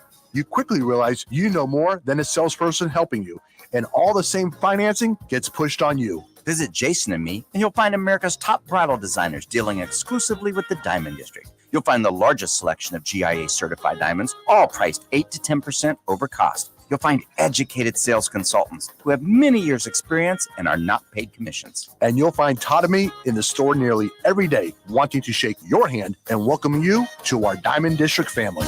Visit Jason and Todd at the Diamond District. The law firm of Michael F. Hornung specializes in criminal defense, DUI, personal injury, nursing home claims, and auto accidents. I'm a former prosecutor with over 34 years of experience. The information I know is information you need to know. If you've been arrested for a DUI, time is of the essence to maintain your driving privileges. Call the law firm of Michael F. Hornung for a free consultation. At the law firm of Michael F. Hornung, we are committed to excellence in your representation. Being a local attorney with local knowledge is clutch to the success of your case. For over 30 years, we have successfully represented the citizens of Southwest Florida. For a free consultation, call 239-437-0095. That's 239-437-0095. Our offices are conveniently located in Fort Myers. Visit online at mfh-law.com. Located on the East Trail, locally owned Naples Tiki Bar and Grill is an outdoor eatery next to the Hitching Post Shopping Center. Island-inspired food with a true tiki theme. The best place in Naples to enjoy the beautiful weather in Southwest Florida. The Naples Tiki Bar and Grill offers a great menu for dine-in or takeout. Enjoy our famous pulled pork, huge burgers, and tiki bar cocktails. Don't miss happy hour every day from 3 to 6 and live music 7 days a week. See you soon at the Naples Tiki Bar and Grill, 11498 Tamiami Trail East. You were listening to Miller and Moulton on the Florida Sports Network.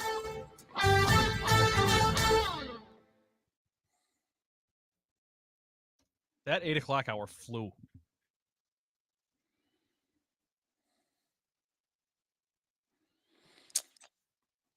Well, you got to listen to the first segment of the hour again. What about the draft? No. Well, it's about what we're drinking during the Oh, draft. you got up and left. We did the whole thing about you. You walked away. It's like, where did you go? Oh, I had to call this auto shop. Uh-oh. My ignition's just touchy. Got to get it looked at. Someone named Aaron. Oh, and someone texted me who has my number. Was listening to us in Huntsville. Was very surprised to be hearing us on the radio in Huntsville, but someone that knows us from here. 239 number. I just don't know who it is and don't want to do the old, hey, who is this? Gotcha. It's like on your birthday. Sometimes you get a text that from a number that you don't have saved. You're like, hey, thanks. Trust me, when you're 54, you don't get those anymore. So text them back and say, how did it sound? I just said, that's great. They pick us up for the first 2 hours, and then I got nothing. So I think I know who it is, but I'm not positive.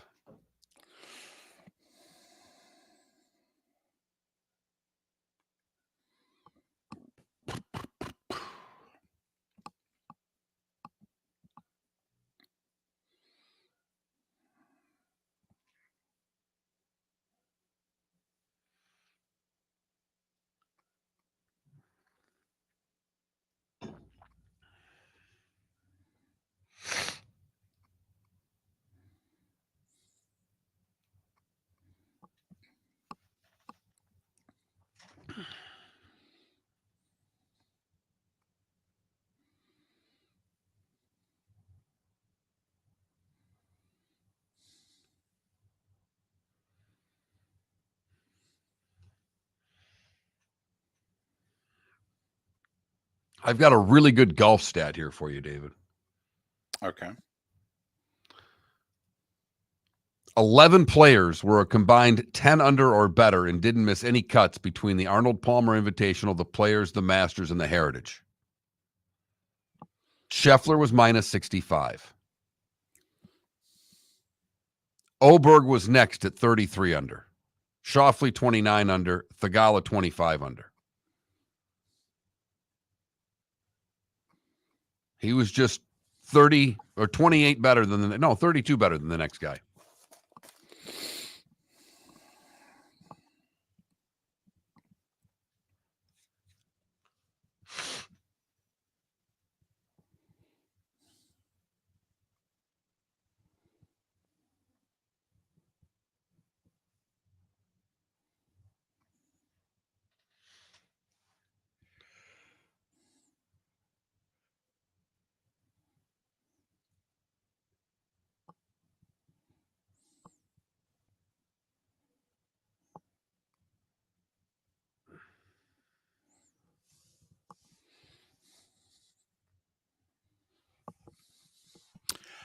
Not that I know of, buried in bourbon. Here we go.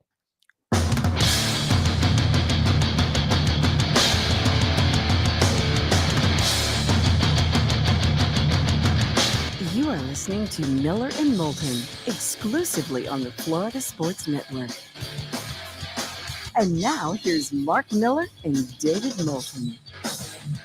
It is the Diamond District bonus hour. Thanks so much for being with us in the 239 and the 904. Miller and Moulton, millerandmoulton.com, Miller_Moulton on X. Follow us, twitch.tv/Miller and Moulton. You get to see the three of us.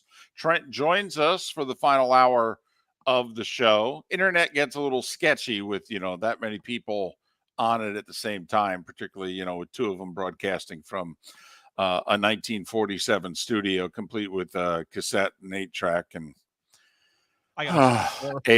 AOL sign up and wait for it. There's a squeal in the back. We'll be on it shortly.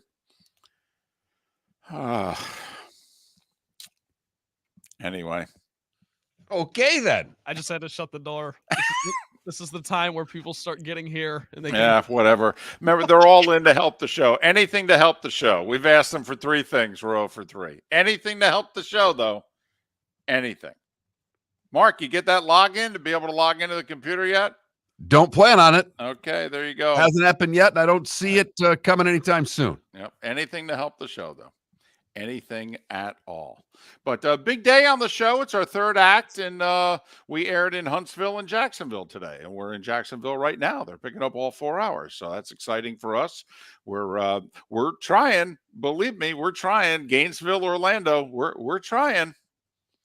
We are trying. The little engine that could. That's how we feel about this show, and we are just trying to get up to the top of that mountain. Yep. Tampa, Gainesville, Orlando, we are trying. Chugga, chugga, chugga, chugga, chugga, chugga, chugga, chugga. Hoot, hoot. Yep, we're trying. I think we can. See, this is See what where... See what he did there? This is where dealing with him is a problem. Okay? It just is. He's young. He's full of hope. Okay? His favorite team has started to win. Okay, so he's, seen the abyss recently. Okay, think about where he was 2-3 years ago. He was battling cancer. His favorite team sucked to high heaven. He's whooped cancer. His team was a quarter away from the Super Bowl. So Mark, he's one of those youngins that thinks anything's possible. It's really annoying to us in our 50s, isn't it? Anything is possible. Not for us anymore, David, but for him, anything's possible. Well, that's great. That's fantastic. Maybe he'll be a part of a show that's on in Tampa, Orlando, and Gainesville one day. Maybe we will too. Okay. If you say so. All right. I am fired up for the draft, though. I feel as if I'm being set up. I got to be honest. I feel as if I'm being set up because what usually happens when the 2 options are chaos and normalcy with a few late trades? Well, then it usually goes to normalcy with a few late trades. And John Harris, who we just had on the show, described all of the versions of chaos that could happen. And also pointed out that teams could just stay put. But it's all on what the Vikings are going to do. How much are they going to give up to go get their quarterback? Because they have to. Well, but if you need 2 to tango, I mean, the Vikings may be offering. Listen, I'm sure New England, don't you think New England is saying to Minnesota, well, 11, 23 in your first rounder next year minimum. I mean, guys, that's where it starts. You don't have a 2nd round pick in this year's draft. So I need your 2 1s, all right? And you don't have a 3rd round pick in this year's draft. So, I mean, don't you think the Vikings are saying, I need 11, I need 23, I need a 1st rounder and a 3rd rounder next year? So, Mark, essentially, if you're the Vikings, this year's Thursday and Friday and next year's Thursday and Friday, because you'll probably only keep a 2nd round pick in next year's draft. That's it. You're basically 2 Thursdays, 2 Fridays in the next 2 drafts is likely what you have to give up to move up from 11 to 3 or 4. Are you prepared to do it? Is Drake May or JJ McCarthy worth the guts of 2 drafts? And the answer is It If has they're to be good, because yeah. they don't have a choice. But also, if they're good, yeah. Sure. But you're also taking that quarterback, and I don't want to say you're setting them up to fail because the team's, I don't think as bad as where it's picking. I agree with that. I agree. That I mean, they're picking there because of injuries to Kirk Cousins. If Right. Kirk Cousins had been healthy, in fact, I think they would have made the playoffs if Kirk Cousins had stayed healthy. He got hurt at 4-4. I think they at least go 9-8 with a healthy Kirk Cousins. They had won 3 in a row and they were 4-4 when Cousins got hurt. They just beat the Niners on Monday Night Football, and Cousins gets hurt the next week. But boy, oh boy, you better be right because you're setting. If you're wrong, oh yeah, you're right. Well, I get it this way. If you're wrong, by the time you get a first round pick again, you're still going to be picking at the top of the draft, and it won't be you doing the picking. No, if you're wrong, the next 2 years aren't going to go well, and people are going to say, "Well, you guys screwed up." And God forbid, Kirk Cousins goes to Atlanta and plays decently, and they do something. There's also the added pressure of they kind of got to appease Justin Jefferson, right? Because you could lose him. Well, yeah, that's what I'm saying. I mean, if you go get one of these rookies, A, it better be the right one, but B, like you just said, it better work out because you're not going to get another crack at one of those rookies for another 3 years. But then again, and we could rattle off, it's a short list. It's too short for our liking. But if we want to go all the way back to the 2018 draft, 2018 was Baker, Sam Darnold, but Josh Allen went 7. And the Bills kind of maneuvered their way to get to 7. Now Josh Rosen was 10, and then Lamar went 32. So 3 we think's a bust. 10 was, wow, top 5 bust. And 7 and 32 are stars. Players. Stars. Right. Right. And 1. Minnesota would take 1. They'd take Baker right now, I think. But would you give up 3 1s and a 3 for Baker? When you could just sit there and draft Penix. You don't have to do a damn thing, and you can draft Michael Penix, who's ready to play in the league right now. You tell me, is Baker Mayfield a quarterback of his caliber? And he's won playoff games with 2 franchises, by the way. Okay. I mean, Baker Mayfield's solid. He's a B, right? At quarterback. Ups and downs, but Baker's in the B category. He might be in your grading scale a B-. He's a B in mine. Okay. That Jersey grading scale was a lot tougher. Can you get it? You got that right. Okay. 3 1s and a 3 for a B. No. I mean, that's okay. So then what do you do? You do have an A+++ at receiver, though. Well, not only that, you got a B+ A- as a number 2 receiver. No. You've got weapons. And your tight end will get healthy one day soon also. No. You've got weapons. You can, and their head coach is gifted offensively. They'll move the ball and they'll score points. They did it with Josh Dobbs, for goodness sake. So they'll be fine. With all that context, then, maybe you would give up that much because you know you're going to ultimately be fine on the offensive side. But that's, let's go through. And since 2018, the quarterbacks who have been worth 3 1s and a 3. Here, I'll ask you, is Trevor Lawrence worth 3 1s and a 3? No, not yet. Now, to me, he is. Okay. To me, he is. And I think when this year's over, that you'll both go, yeah, you were right. I hope you're right for the Jags' sake. But if he needs to take a big step forward this year. Well, he and they do, no question. But if you go back to 2018, Josh Allen and Lamar, absolutely. All right. The 2020, Burrow, Tua, and Herbert. Let me ask you this. Tua worth 3 1s and a 3. Justin Herbert worth 3 1s and a 3 to you. We all have as many playoff wins as he does, by the way. Just wanted to point that out. No, I know. Whether you blame him or not, I mean, we all think his head coach the last few years was a train wreck. That was true about Stafford until he got traded. Mm-hmm. Then he won. So, but then now, obviously, we all think Joe Burrow was worth 3 1s and a 3. So we got Of Allen, course. Lamar, Joe Burrow, and you guys seem to want to say yes on Herbert. I say yes on Herbert. Okay, so that's 4. Trevor Lawrence. You guys are a no. I'm a yes. That's it, by the way. I mean, I'm pretty sure I don't think we've missed one in all the drafts here. I mean, even the infamous, what was it, the 2021 draft? Trevor was 1. The other 4 have already no longer with their teams at 2, 3, 11, and 15. It's early, but what about Stroud? I was going to say the same exact thing. I mean, right now, after 1 year, the evidence is there that says Stroud was worth it. But as we've seen, like what's interesting is the guys who were taken 1, 2 in 2016 were Goff and Wentz.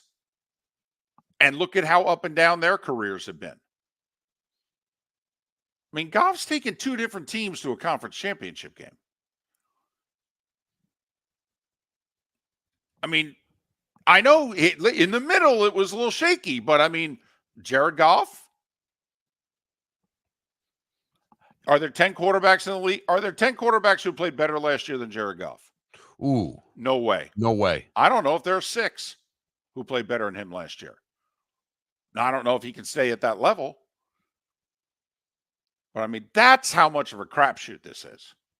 You even take guys 1st and 2nd overall in the drafts. Some of them have been complete busts. And some of them have been Jared Goff, pretty good at times. But Wentz, too. Even the ups and downs there. Yeah. He was a couple weeks away from Wentz was winning a an month MVP. away from an MVP. And now he's the backup in L.A. I think it's in Kansas City, but I know what you're saying. Oh, Kansas City now. Yeah. And by the way, when you're Mahomes backup, you play a lot. And by a lot, we mean never. Not at all. Right. You don't see the field. Right. It's a great paycheck if you can get the job. Occasionally, week 18, they're not playing for anything, that you can play that week. Here, we'll keep them out because his tackles can't block. So, we got to risk him getting hurt. Miller and Moulton.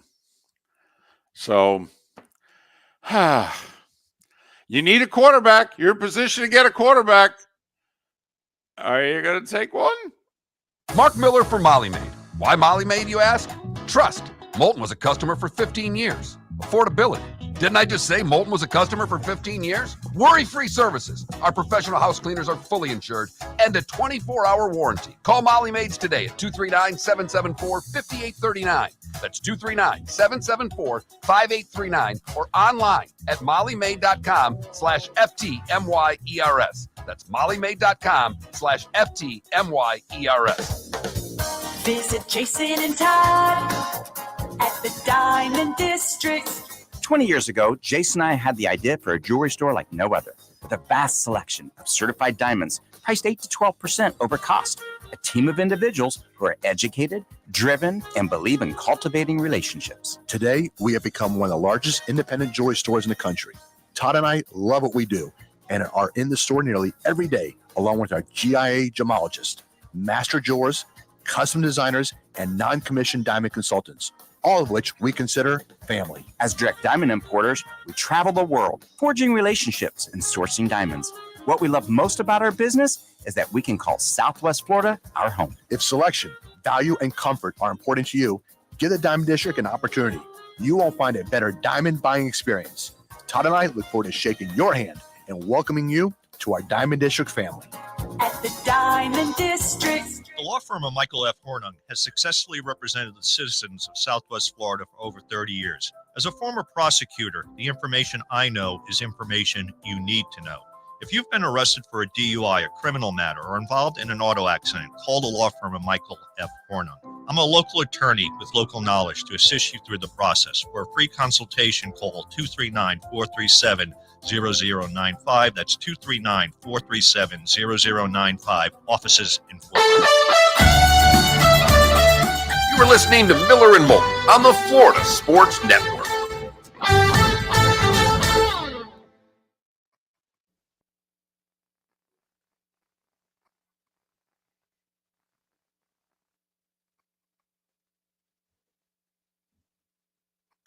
Brian earlier mentioned something about going to get checkup. Wish you luck. Always hoping for the best.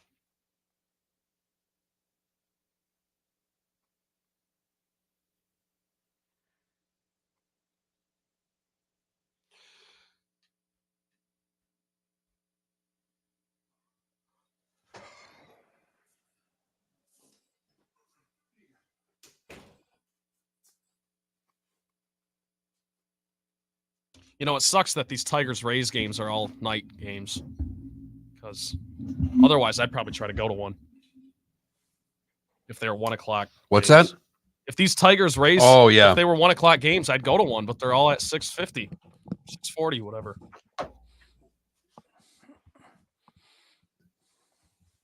I saw you can sit in the upper deck for like $8.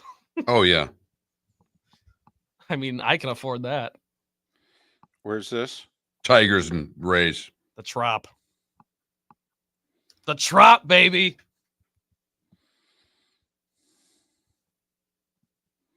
Barrett and Bourbon, good point. Pitch clock era. I could probably be home by midnight. Well, they started 6:50. Yeah. Also, that game. Oh hell yeah! From St. Pete. Yeah, that's true. That's closer, isn't it? Like a tad closer. Well, then downtown Tampa, it's almost a half hour. Yeah, what would it take? An hour and 50 to get there? To the Trop? Yeah. From here? Hour and 30 tops. I might go. Well, you're 95 miles on the highway. Okay. Or 97.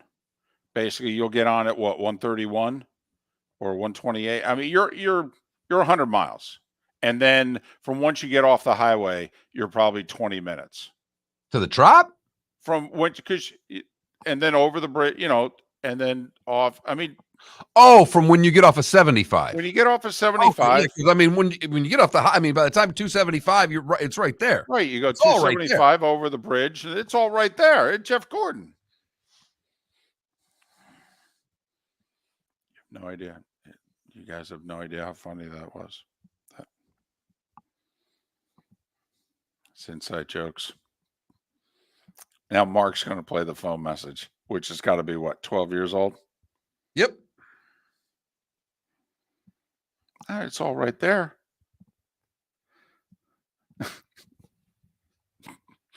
Marky Mark. We're on in Jacksonville now. I can't. I know you can't play it because there's too many F-bombs. Hey, I got you, Marky Mark. It's all right there. –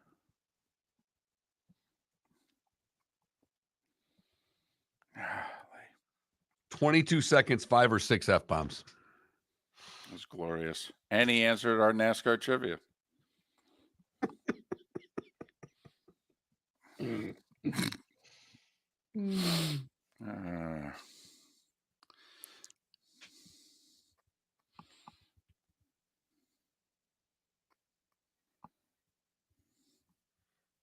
Golly. And you're right, Logic Man. Coming home, he could do that in. Well, yeah, and you blow out 8th inning. You blow out early, so you don't have to deal with any traffic. Well, like there's going to be traffic at a Tigers-Rays game. I mean, come on. It's dadgum good point. They don't take cash, just so you know. Trop doesn't take any cash. Like Trent has cash. I understand. I just thought I'd point it out. God forbid he goes there with $12 and they won't take it.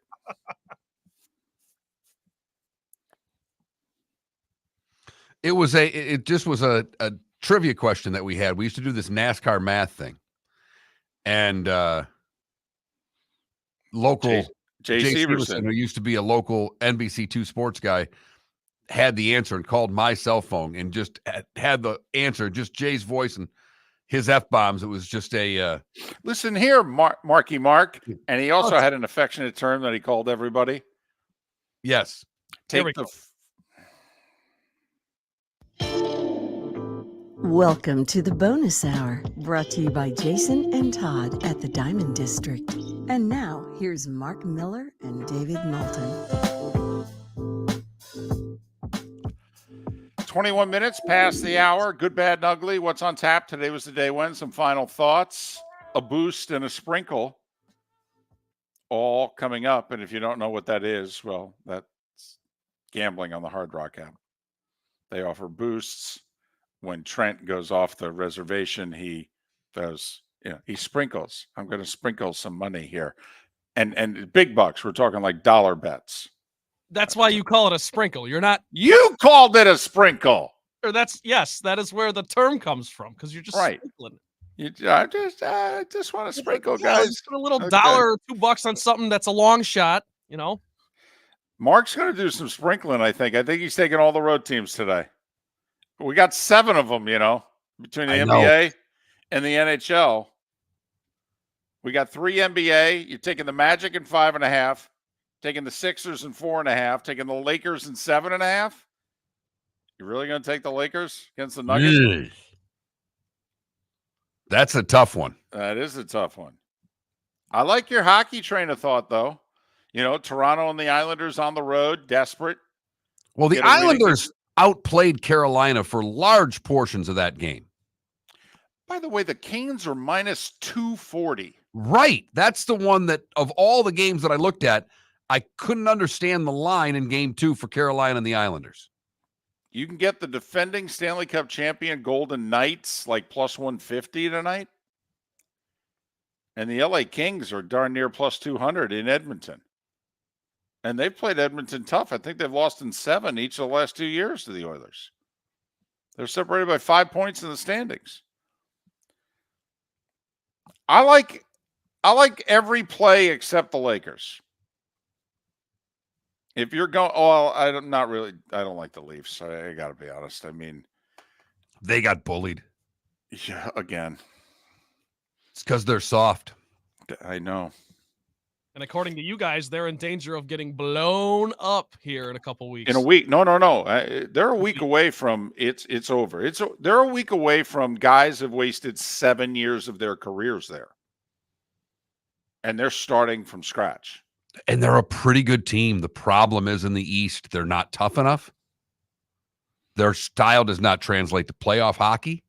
They're a really nice regular season team, David. Trent, they haven't won since 67, and I don't think they've been in the final since 67 either. And don't they have the second most cups behind Montreal? Probably. I mean, I get it. It was back then, but just that's so weird that they still try to hold themselves to that sort of standard. It's Cowboys-esque a little bit. You got fans everywhere. Very much so. But imagine if what's going on with the Cowboys right now goes on for another 30 years. No, seriously. 30 more years of the Cowboys doing what they're doing right now. Being and good in the then regular you're season. and you're playing hockey in Canada. They're a bigger deal in Canada than the Cowboys are in America. Oh, absolutely. That's tough. That's real tough. Yes, it is. Do you know any Leafs fans? Oh, yeah. Like diehard Leafs fans? Yes. How do they feel about this team right now? Oh, you can't. They're inconsolable because they know what's going to happen. Game 1 was just a preview of what's going to happen in the series. They got dominated. And you can't even bring it up. No. They will start off watching tonight's game in the fetal position. No, they will. They'll be on the couch, but they'll be crawled up in a ball. They'll be like holding a pillow as the game starts. Okay. They'll have some Leafs paraphernalia on. It'll probably be a Leafs blanket. And what they'll do with it is they'll cover themselves over the head several times where they just can't bear to watch anymore. Did you see the highlight Saturday night of the fan in Toronto at the Blue Jays game? This is epic. He has a Leafs jersey on. The Jays are playing at the exact same time of the Leafs game. Well, it's in Toronto, so they got updates on the scoreboard. And I think Boston just went up either 3-0 or 4-0. and he takes out of he brought a little sack with him, and he takes out of it a Blue Jays t-shirt and puts it over his Leafs jersey when they made it 4-0, and his friend's giving him a hard time, and he basically looks right at him and says, "You say another word, I'll kill you." Yep. The Leafs fan is like, nope, I'm rooting for the Jays the rest of the night. That's it. I'm done. Mm-hmm. And they appear just to be outmanned against Boston in game one. Now the series will, they got to go back to Toronto. But to me, Toronto's got to get tonight. Yeah, they got to get tonight. Show a lot of heart. Okay, get in there and find a way to yeah. And if they don't, Boston's not losing 4 out of 5.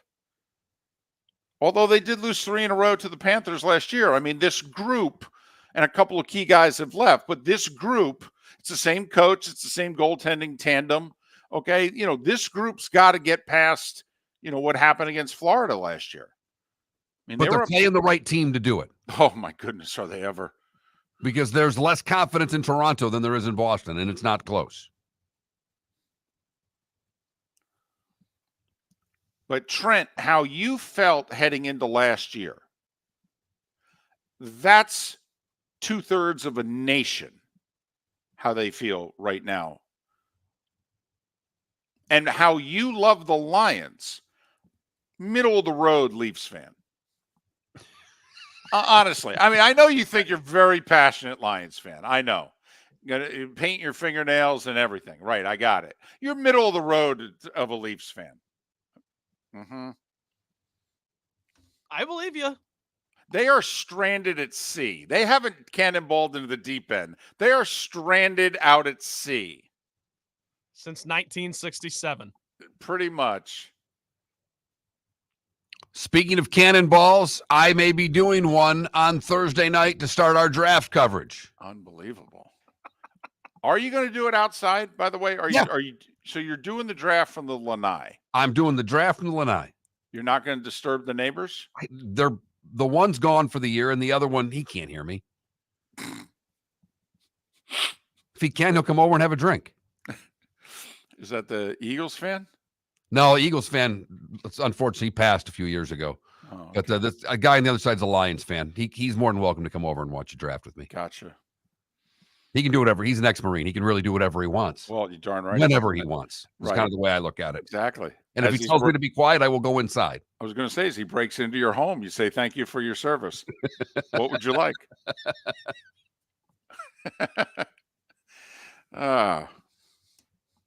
But our draft show will be on twitch.tv/Miller and Moulton Thursday.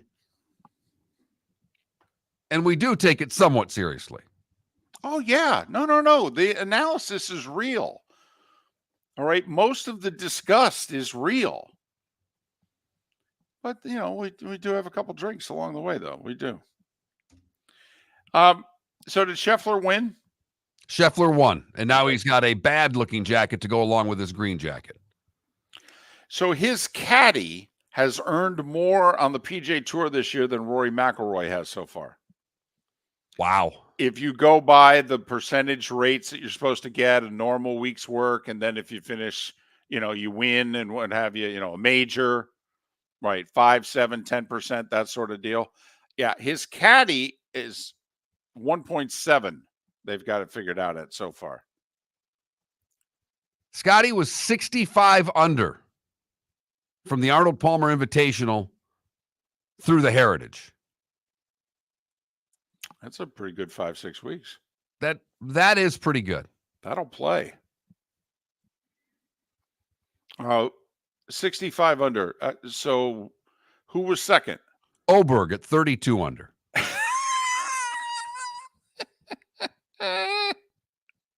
And right now they're playing for second out there when Scotty Scheffler shows up on the tee. It is truly amazing. Miller and Moulton, the good, the bad, and the ugly. Today was a day when What's on Tap? All next. Visit Jason and Todd at the Diamond District. When choosing something of high value and personal significance, such as a diamond, you want to shop with the best. And the mall is not the place to be. Here are my friends, Jason and Todd with the Diamond District. Take a stroll in the mall, hop into a few joy stores, and you'll soon discover you're in the wrong place. Rings begin to look all alike. You're not finding GIA certified diamonds. You quickly realize you know more than a salesperson helping you, and all the same financing gets pushed on you. Visit Jason and me, and you'll find America's top bridal designers dealing exclusively with the Diamond District. You'll find the largest selection of GIA certified diamonds, all priced 8 to 10% over cost. You'll find educated sales consultants who have many years' experience and are not paid commissions. And you'll find Todd and me in the store nearly every day, wanting to shake your hand and welcome you to our Diamond District family. Visit Jason and Todd at the Diamond District. The law firm of Michael F. Hornung specializes in criminal defense, DUI, personal injury, nursing home claims, and auto accidents. I'm a former prosecutor with over 34 years of experience. The information I know is information you need to know. If you've been arrested for a DUI, time is of the essence to maintain your driving privileges. Call the law firm of Michael F. Hornung for a free consultation. At the law firm of Michael F. Hornung, we are committed to excellence in your representation. Being a local attorney with local knowledge is clutch to the success of your case. For over 30 years, we have successfully represented the citizens of Southwest Florida. For a free consultation, call 239-437-0095. That's 239-437-0095. Our offices are conveniently located in Fort Myers. Visit online at mfh-law.com. You are listening to Miller and Moulton on the Florida Sports Network.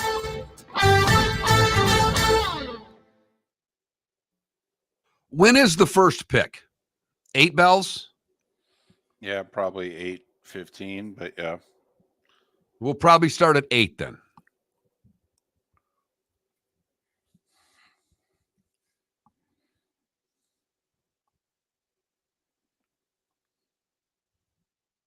Okay, so this is a little bit of a long story, but bear with me. So one of my great friends from childhood, high school, he is the captain for Maine hockey. Right. All right. And he is like, they're a huge deal up there. Oh, And- yeah. Black Bears. Maine Black Bears is the biggest. That's the biggest team in the state, and it's not close. Okay, so my principal, ex-high school principal, Mr. Langto, I saw him when I was back home, and he told me that he went to go see David play, and he had a bag full of hockey pucks, like on his way out, and they, you know, to get him through TSA, they gotta like do all these checks and stuff, and he simply just like the guy asked him why he had them, and he said, "Well, you know, my one of my former students is David," and he just let him right through because he's a big fan. He's like, "Yeah, just go." Maine Black Bears used to come down here every year to play in a college hockey tournament that they had at Hertz. Nice. We used to run a great college hockey tournament. Black Bear Nation. Maine and Cornell was in every year because Maine and Cornell were in every year, and BC came down. Clarkson came. Never got any of the Michigan schools because and the Minnesota schools because there was a tournament. So you never got Minnesota, Wisconsin, Michigan, Michigan State because they each had tournaments that they played in every year over the holidays. Didn't North Dakota come down once? Mm-hmm. Notre Dame came once. Yes.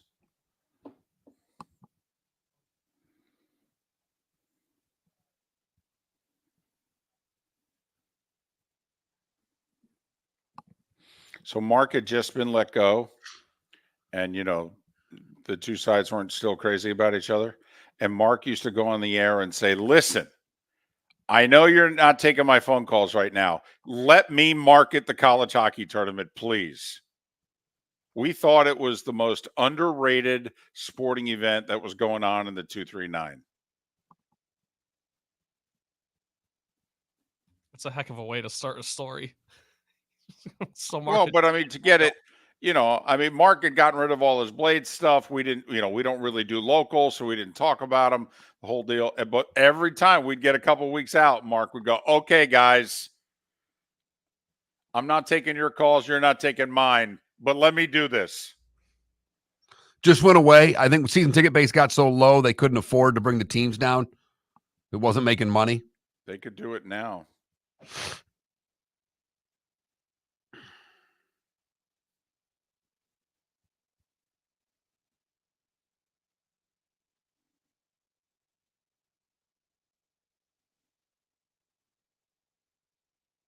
Okay, so David, what do you want the Giants to do in round one? Like, what do you want? Not what you think they're gonna do. Not what you fear they'll do.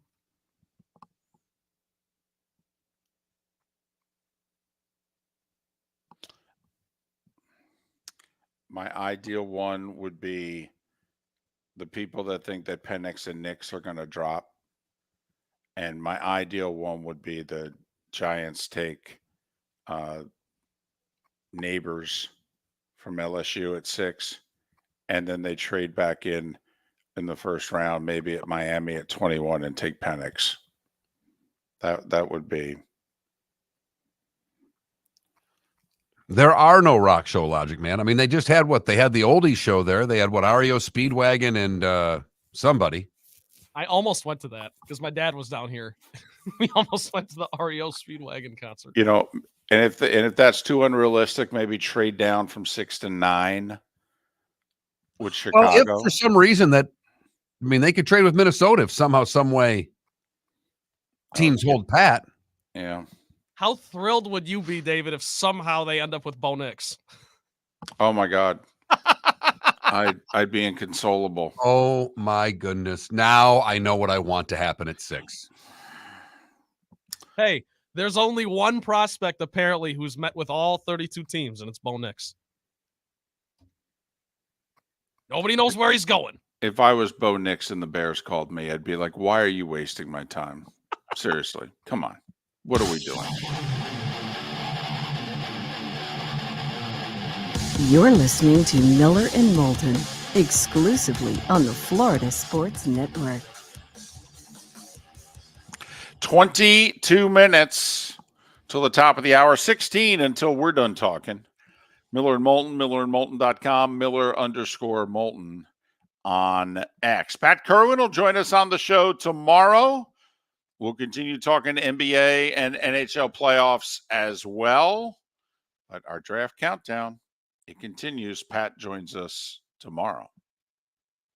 It's time for someone to take back this segment, if for no other reason than to stop David from talking about Meghan and Harry. Here's Mark Miller with Today Was the Day When. 1864 we start.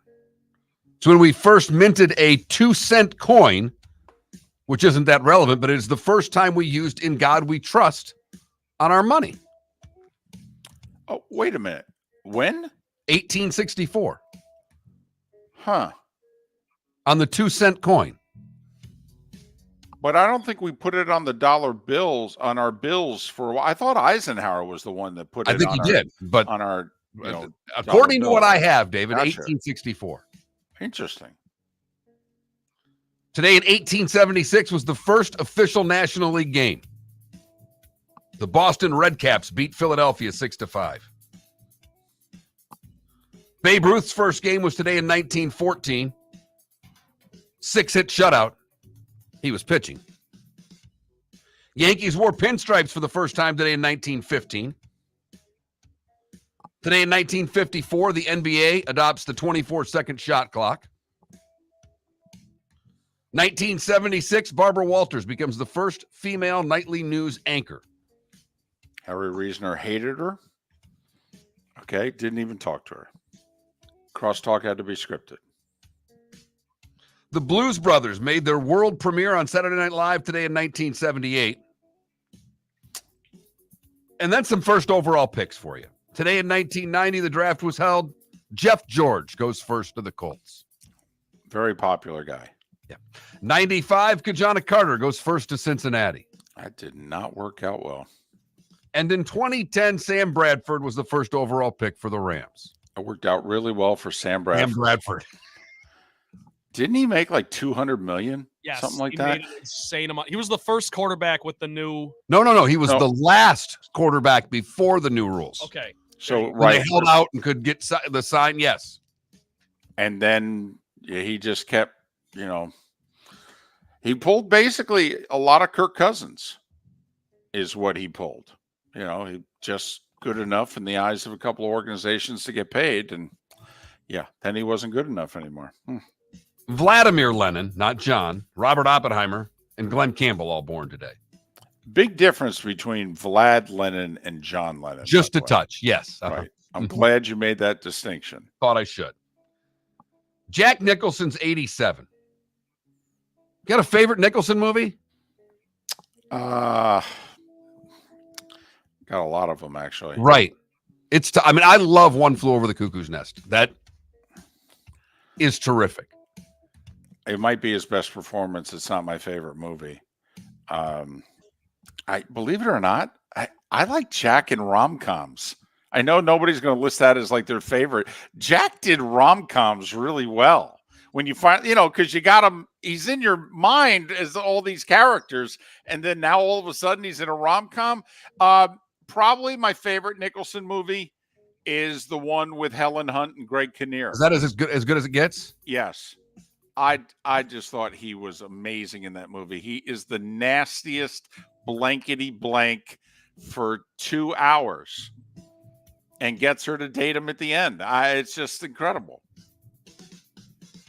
Peter Frampton, 74, and Marshawn Lynch is 38. What did I miss, David? Well, I mean, a few things today. Our first Earth Day was today in 70. That whole You thing. think anybody really celebrated Earth Day in 1970, or a couple hippies smoked a joint and called it Earth Day? Apparently millions of Americans, most of them students from colleges, participated in rallies and marches and what have you. So, like I said, a few college students smoked a joint and called it Earth Day. Exactly. If it happens on a college Earth Day, campus, man. right? Unless they shoot someone on a college campus, does it really happen? Right. I will say Nixon died 30 years ago today. One other thing. Yesterday was the anniversary of Prince dying, unfortunately, 8 years ago. Can you believe it's been that long? But also yesterday, Mark, was in 1973 when Tie a Yellow Ribbon reached #1 in America. We like to, once again, Springsteen has never had a #1 song. But Tony Orlando has. Tie a yellow ribbon around the old oak tree. Been 3 long years, David. Do you still love me? You've heard folks elsewhere mock Florida is gonna Florida. Well, Mark Miller sees it differently. He calls it the good, the bad, and the ugly. What you got, Mark? For the good today, we go to Mount Pleasant, Michigan, where Jennifer Horton bought a ticket for a Powerball drawing for the January 20th drawing. Says she buys tickets every once in a while, and then she forgot about the ticket. A month later, she found it in her purse. She won 150 grand. She scanned it and it said, go to the lottery office. So she was in shock when she had matched the 4 balls and the Powerball, earning her $150,000. Nice. Leave it in the purse. For the bad, we go to Butte, Montana, where Viola is an elephant with the Jordan World Circus. Viola was getting a bath when a car backfired and Viola went all elephant, broke through a fence, and made its way onto the busiest street in town, stopping noontime traffic before being loaded back into the trailer. No one was hurt except for the fence, and people got some pretty good pictures that were out traveling about. Viola? Viola. You sure she's just not angry about the name? Could be. Finally, the ugly. We come back to home in Collier County, where a man was walking his 2 dogs near Immokalee Road when he was attacked by an 11-foot alligator. The alligator bit his leg. He was taken to a local hospital for treatment of his injuries. They removed the gator. I'll tell you what, when they're out on the roadways in April, it's going to be a rough spring and summer. because it's only just starting to get warm. If they're walking the roadways in April, hello. A lot of rain this winter. A lot more water than we're used to. Yeah. And that is the good, the bad, and the ugly on today, April the 22nd, 2024. Well, Mark Miller called it late last week. We were doing a little NBA playoff preview, and he said, well, there's got to be one NBA TV series, and it's Orlando and Cleveland. And sure enough, Mark, game 2 tonight, 7 o'clock, NBA TV. Cavs are favored by 5.5. The TNT doubleheader, that's for the Knicks and the Lakers. Knicks at 7:30 with the Sixers and Lakers at 10 o'clock with the Nuggets. Let me ask you this. What are you more likely to bet on? That Brunson is not going to have another game as bad as he had in game 1 when he missed like 18 out of 26 shots and he scored, quote, only 22 points. Or B, that the Sixers' length and zone is actually going to give Brunson problems all series. And what's not going to happen in game 2 is Miles McBride and Josh Hart hitting a bunch of threes in the fourth quarter to save the Knicks, you-know-what. And that Philly actually has got a really good shot in this series. I think Philly has a great shot in this series. I think they still win this series. I picked the Knicks in 7 for what it's worth, but this series concerns me. The other interesting thing that happened, the Sixers have a lot of length, and the 1-2-2 zone really gave the Knicks some problems until the Knicks shot the ball. And the Knicks won the battle on the glass, Mark, 55-33. So the Sixers were good at defending the shot. They just weren't good at rebounding it. Nick The Nurse, Villanova coach. Knicks? What? The Villanova Knicks? The Villanova Knicks, exactly. Yep. Unbelievable. Tom Thibodeau, not a suitable replacement for Jay Wright, though. That's kind of like when you go to Broadway and you're expecting the star and they announce that, the backup is, filling in for so-and-so today, and they walk out on stage and you go, wait, what? I paid full price for this? See some understudy. Right. Besides, not only that, Jay Wright looks great. Handsome, suit, the whole deal. No one's ever said that about Thibodeau. Tom Thibodeau, there are bowlers that don't think he looked good. Come on now. And I'm talking rec bowlers. All right. So we're taking the Sixers. Are we taking the Sixers in 4.5 tonight? Yes, I am. Do you like the money line? Because if you do, it's boosted. Oh, we've got a boost. From 165 up to plus 210. The Sixers money line over the Villanova Knicks. Can't get that down fast enough. Mark's taking a boost. Sound the alarm. Home teams, by the way, 8-0 so far in the NBA playoffs. Home teams 6-0 so far. Oh, by the way, in the NHL playoffs, we've got not 1, not 2, not 3, but 4 Stanley Cup playoff games tonight. In the East, Toronto, Boston, 7 o'clock, 4-letter network. 7:30, Islanders, Hurricanes, 7:30 on the Deuce. All ESPN tonight for your hockey. ESPN 7 and 9:30, ESPN 2, 7:30 and 10. I love game 1 in Dallas, Las Vegas and Dallas. Vegas cheating again with the long-term injury thing that they're doing again. I know it's not cheating. Okay, it's the rules. They're just exploiting them. Lightning They're bad have done rules. it. There are bad rules, and every team. Yep. The teams that win cups have taken advantage of them They recently. are. Lightning took advantage of it. Okay, Vegas took advantage of it, no doubt. And for those that don't know what we talk about, the NHL is a hard cap. But if somebody's hurt for a long period of time, they go on the long-term injured report or list or whatever. And their money, if they're on that list, does not count against the cap. So what happens is teams who have no money going to the trade deadline, put a couple guys on the long-term injury thing, are able to make deadline deals. And then you know what doesn't count come the playoffs? the cap.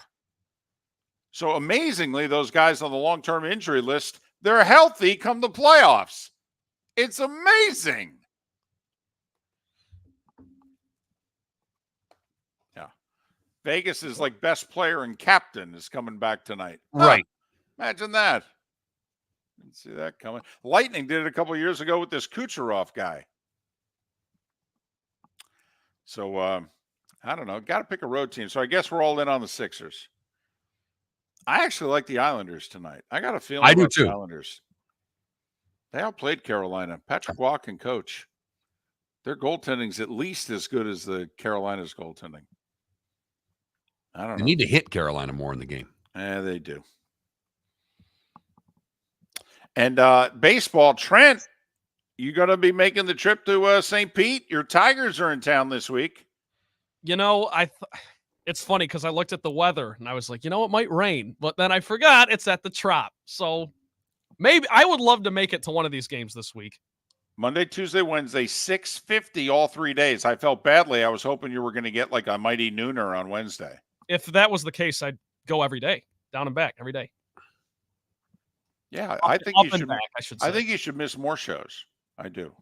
I'm kidding. Wow. Off the top rope. Guys, is it okay if I go up Tuesday and then just stay over for the noon game? I can produce the show from up there. I'm sure I can. Only afternoon games, A's and Yankees, 1 o'clock. MLB Network, if you've got it, it'll be on. Boy, little snark to end the show there, David. Well, yeah. Jackson will know exactly what we're all about. Exactly. It was way too positive today. It was way too nice. You know, he's all happy, joy about the Lions drafting 29th and the draft being in Detroit. Kool-Aid McKinstry, come on down to the Motor City. You don't even have to get on the plane. You can just stay. Pack a bag. See? I mean, positivity is oozing out of one of the 3 boxes in which you see our faces. I can't handle this much positivity on the show. I got to be honest. Wait until Thursday. Wait until draft day. It's going to be like the Super Bowl for him. He's going to be so excited because he has no idea what his team in the Super Bowl looks like.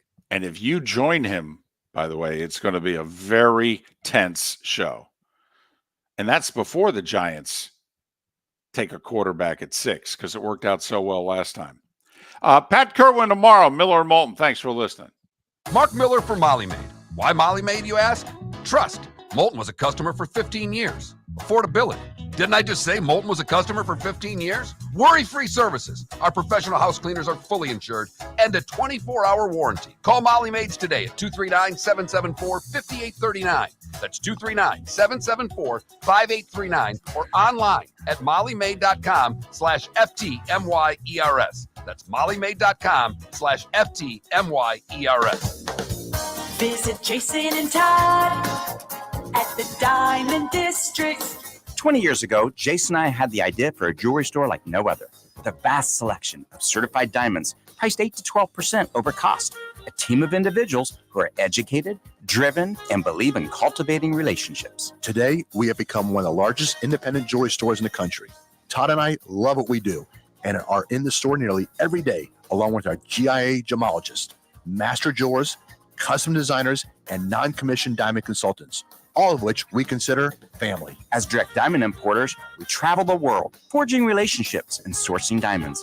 What we love most about our business is that we can call Southwest Florida our home. If selection, value, and comfort are important to you, give the Diamond District an opportunity. You won't find a better diamond buying experience. Todd and I look forward to shaking your hand and welcoming you to our Diamond District family. At the Diamond District. The law firm of Michael F. Hornung specializes in criminal defense, DUI, personal injury, nursing home claims, and auto accidents. I'm a former prosecutor with over 34 years of experience. The information I know is information you need to know. If you've been arrested for a DUI, time is of the essence to maintain your driving privileges. Call the law firm of Michael F. Hornung for a free consultation. At the law firm of Michael F. Hornung, we are committed to excellence in your representation. Being a local attorney with local knowledge is clutch to the success of your case.